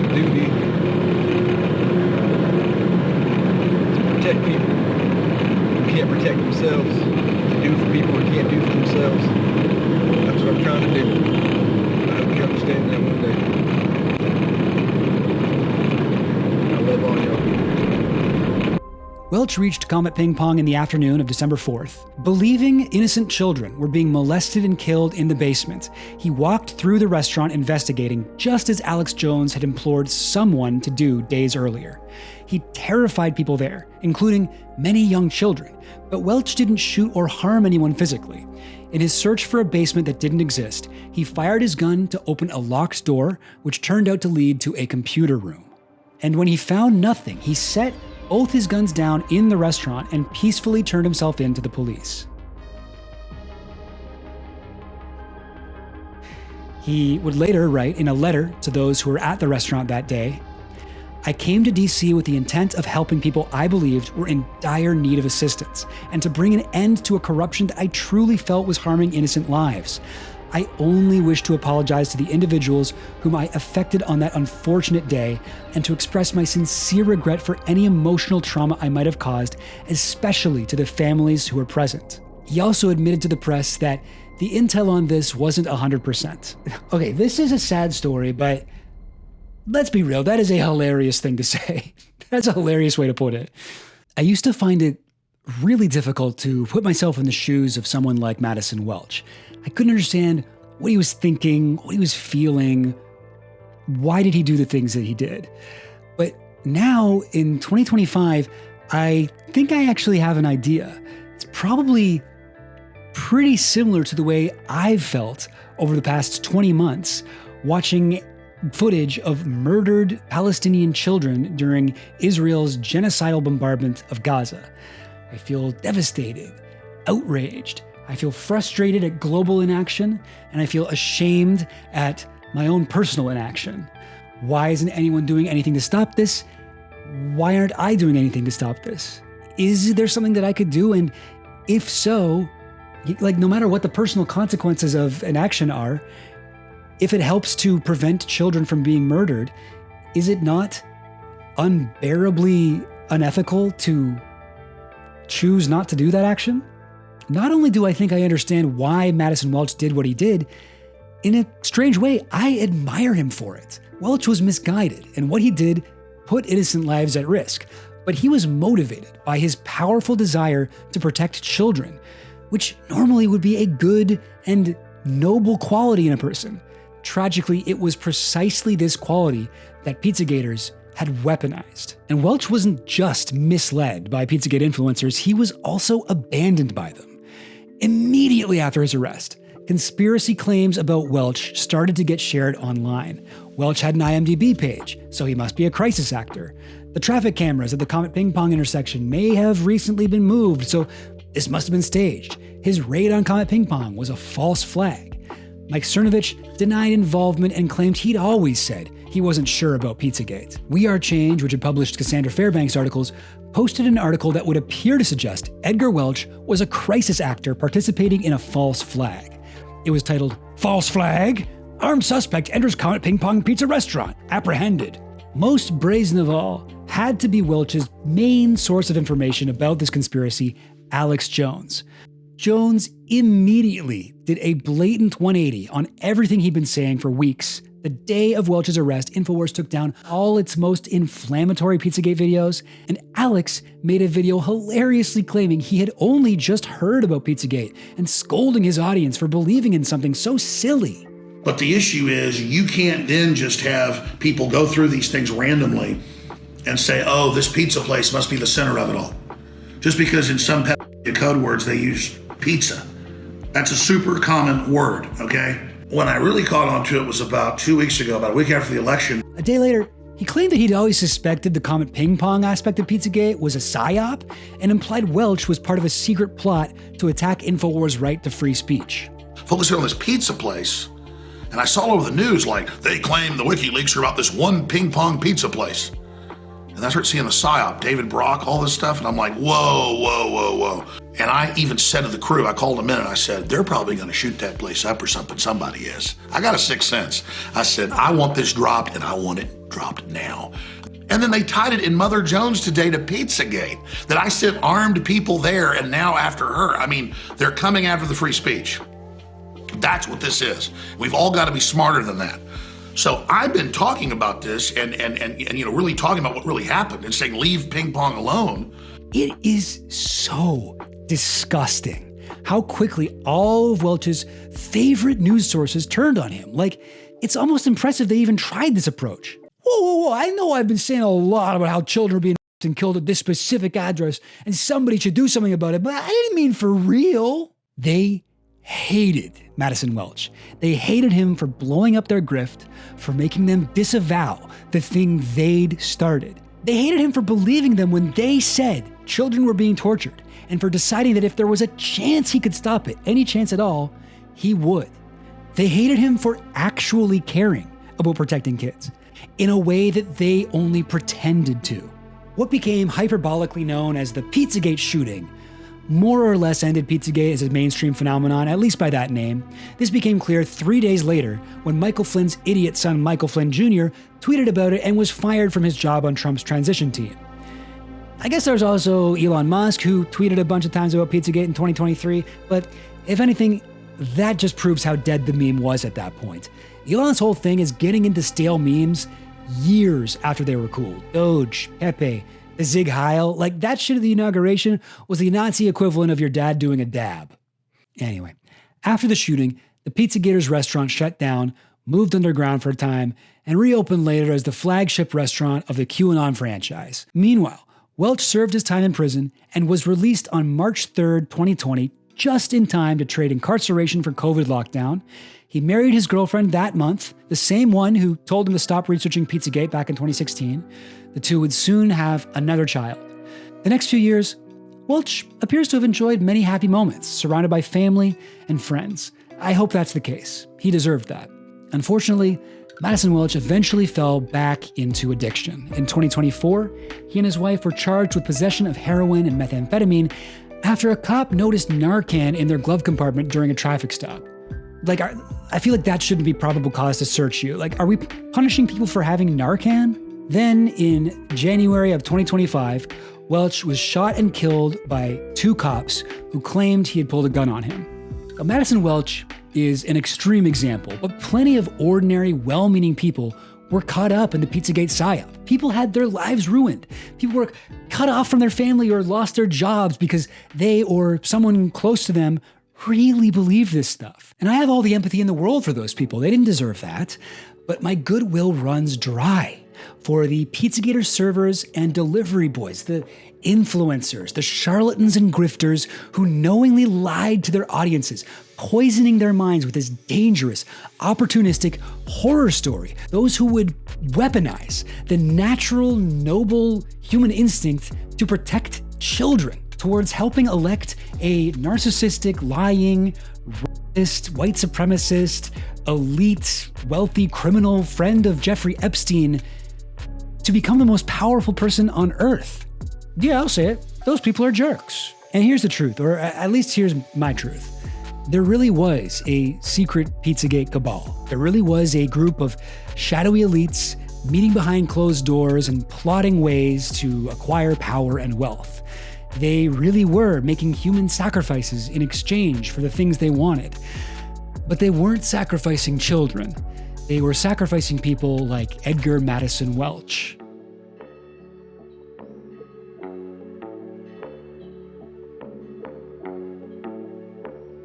Gang, thanks for tuning in. This is an incredibly long video. I think I lost my mind at some point in the process, but I'm happy the way it turned out. If you'd like to support my work, you can check me out in a variety of places. As I mentioned, you can now find me on Means TV, and your sign-up code, try Chill Goblin, all one word. You can also check me out on Patreon, lots of stuff up on there. Make sure you're signed up to my other YouTube channel. I got Extra Chill Goblin, where I do streams and post stream clips. You can follow me on Twitter, but I don't know why you would. Oh, and join my Discord. I got a Discord now that seems to be fun, so join away if you want, if you like it. You don't have to. I'll put the link in the description, so hop in there.